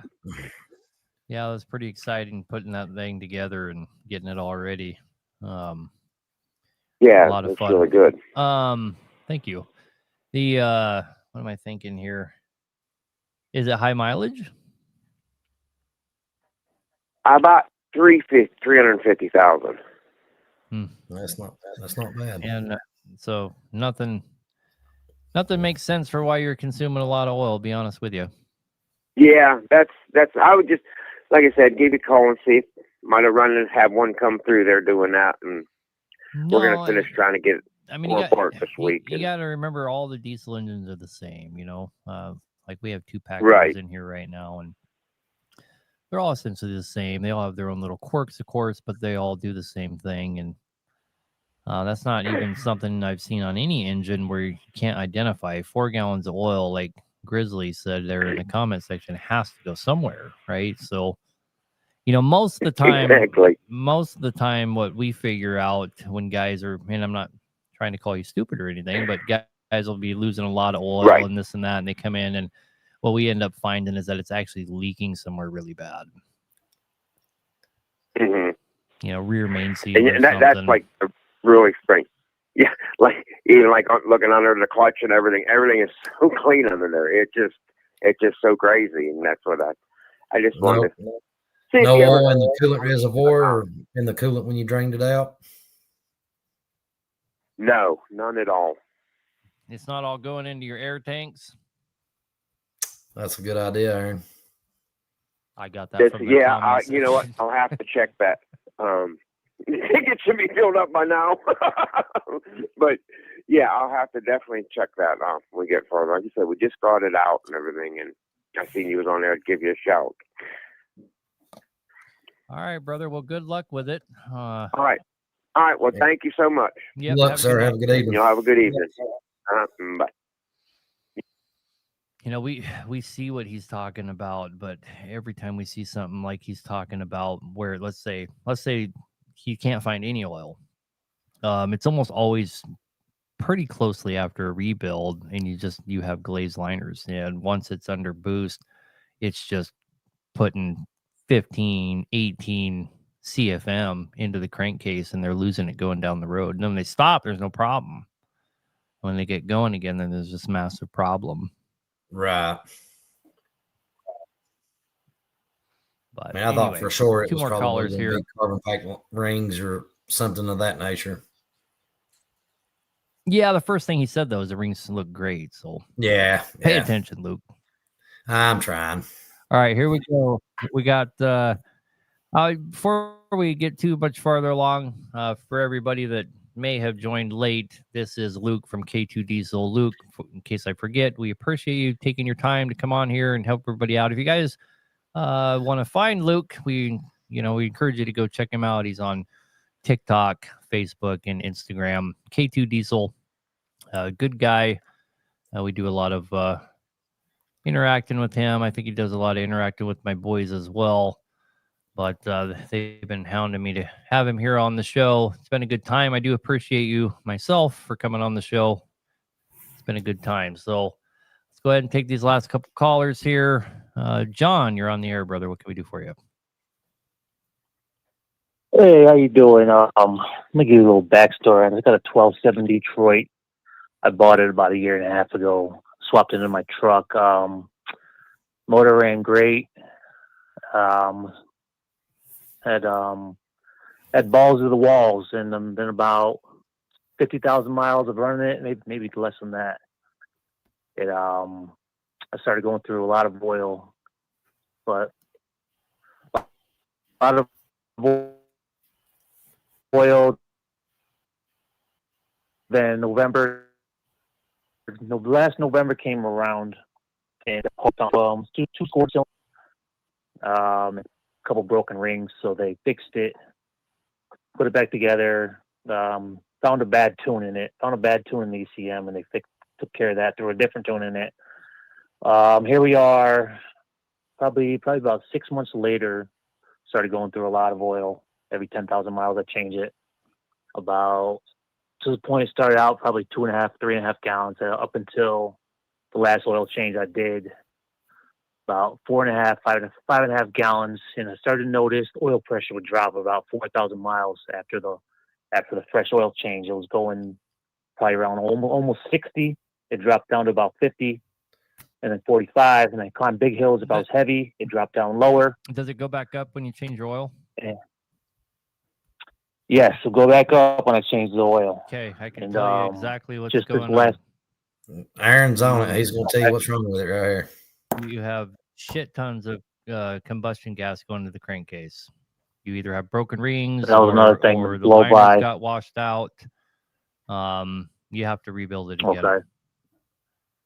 Okay. I was running like that, and just this last 2 weeks ago, I was climbing the Fancy Gap, I-77 Virginia, loaded about 75,000, and oil pressure dropped down to about 20.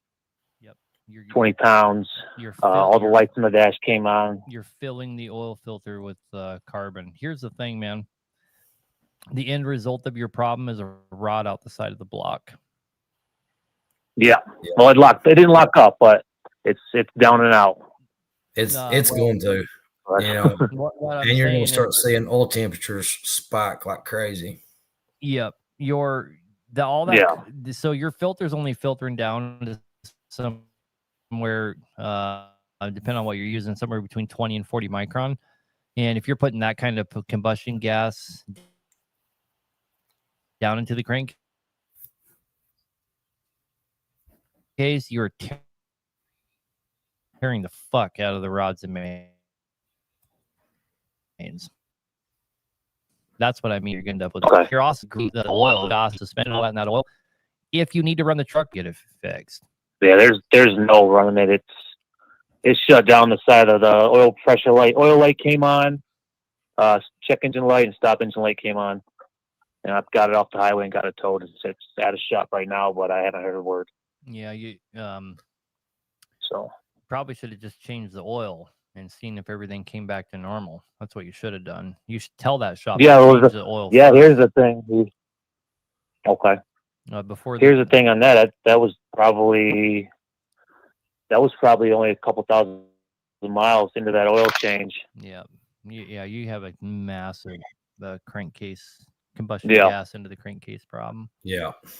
That's the big danger. Okay, now it did run from. Go ahead.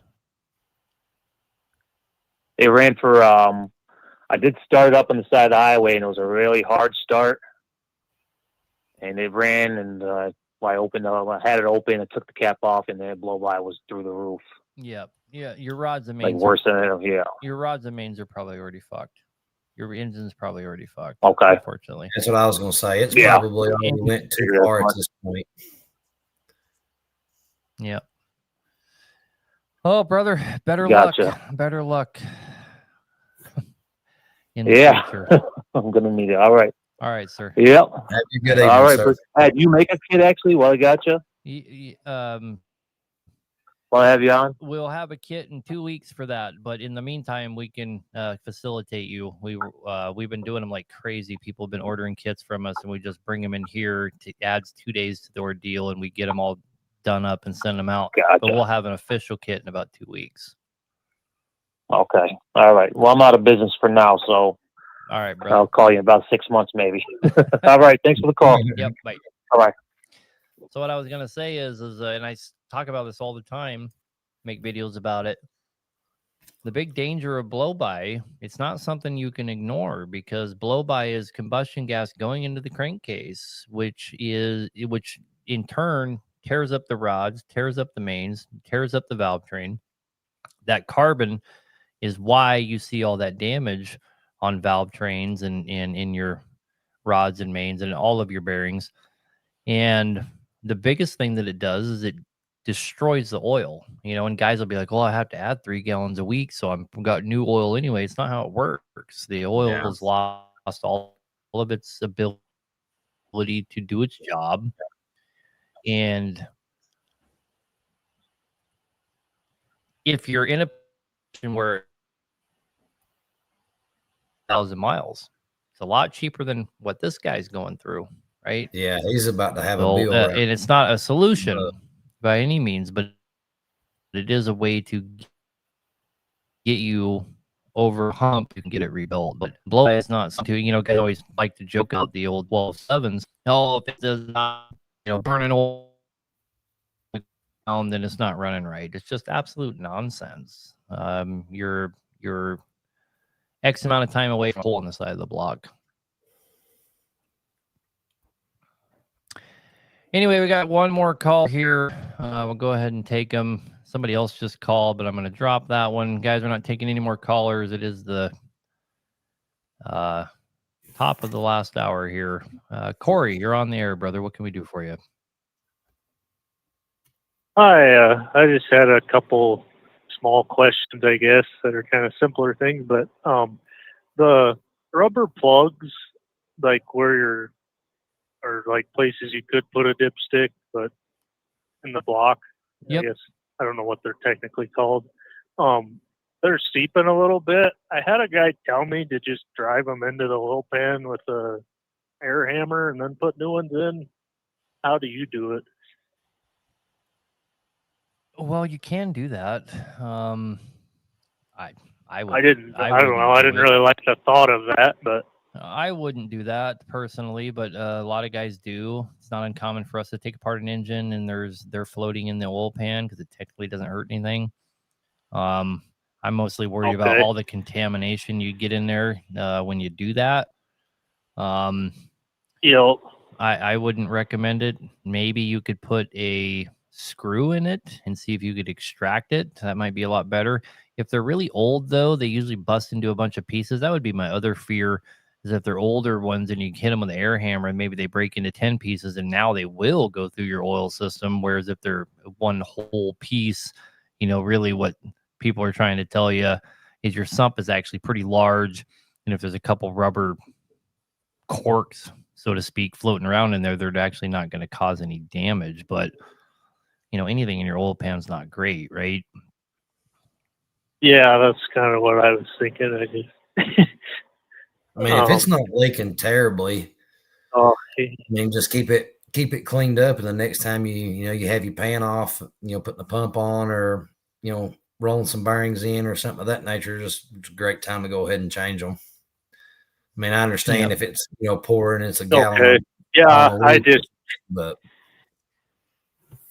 oh no, it just seeps a little, and then the dust, when I go down any gravel, it sticks to it. And I try to keep my truck clean, everything nice, but go the egg. I mean, if you appreciate your truck at the level you're talking about, and go the extra mile and just drop the oil pan and drive them out, and they'll come out and then put the oil pan back on. The mechanic I talked to said that's how he was going to do it, and then I didn't have him do it because I didn't know how I felt about that idea, was driving them into there. But guys do it all the time. All the time. See it all the time. I'm not going to tell you he was way out of line, because guys do it all the time. It's not something that I've ever done, or I don't think I would do it for us. We'll take a oil pan off, put it back on. Who gives a shit? It's not that big of a deal, right? Yeah. Yeah. Okay. And then I guess the only other thing I wanted to ask, because I've also had people are telling me I should pinch off the wastegate line on my turbo, and that you get a little more boost. Is that a bad thing, or is it fine to do that? Or it kind of doesn't matter, really. But if you're not having a boost problem, I'd probably leave it alone. It does serve a purpose. Okay. Yeah, that's my first question when somebody asked me that. Well, what's the issue? Well, I don't have an issue. I'd probably leave it alone then. Yeah, I don't. I just had a guy tell me that the other day, or the mechanic, and he's like, "You should finish that off. You get more boost." But I was like, I've never had any problems, so yeah, I was just kind of curious. Yeah, I mean, and I'm not gonna lie to you. I never owned a truck that had a wastegate that I didn't pinch off the hose. I did on all of them. Oh, I didn't. I was just afraid, like, well, if you would do it, I don't know that I will, but I didn't want it to. It really. Then doesn't. I have problems a month later. Usually, you can see another, 2-3 pounds of boost out of it, and it really doesn't hurt anything. To be honest with you. Okay. And then I get the other thing is, when you're talking to the last guy about the blow by, how do you measure that on what's considered too much? It's really hard to Or do like- if you don't have a CFM machine, but here's kind of a good rule of thumb, okay? First, you got to fix your oil leaks for this rule of thumb to count. But if you're burning a gallon of oil in 10,000 miles, you might want to think about pulling an oil sample and just kind of look at what it looks like. If you're burning 2 gallons of oil in 10,000 miles, you probably have a pretty bad problem. If you're burning 3 gallons of oil in 10,000 miles, you probably need to quit fucking driving it. Okay. I would say it's probably a half a gallon in 10,000 miles, but it also seeps a little out of those plugs. Yeah, you probably don't have any problems. But if Probably not you're whenever you're in doubt, pull an oil sample. Yeah, and it's very cheap and easy to do. The only time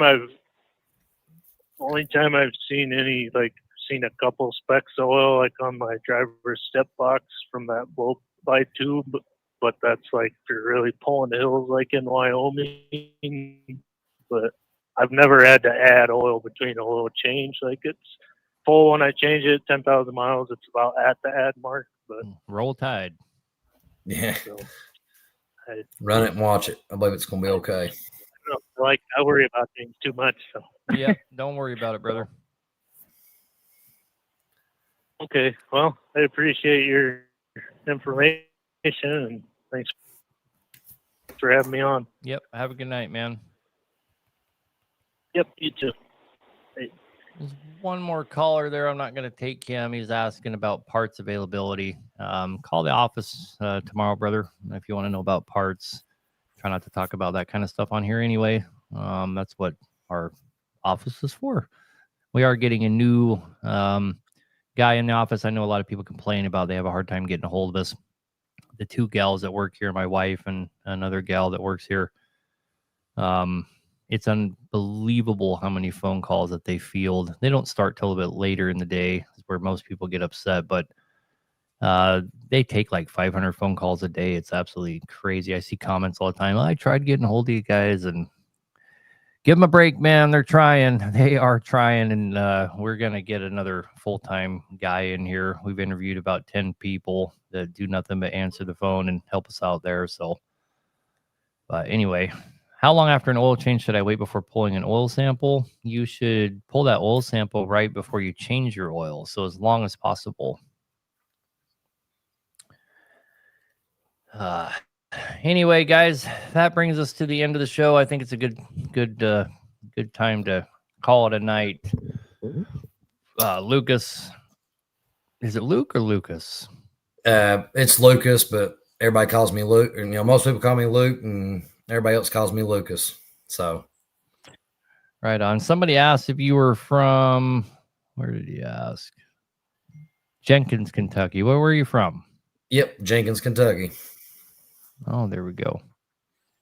So he must have known about you or something. Aaron, I was going to say before we get off here, man, I appreciate you, giving me the invite to come in and help people out. I've had a lot of fun. If you ever need anybody else, just give me a call.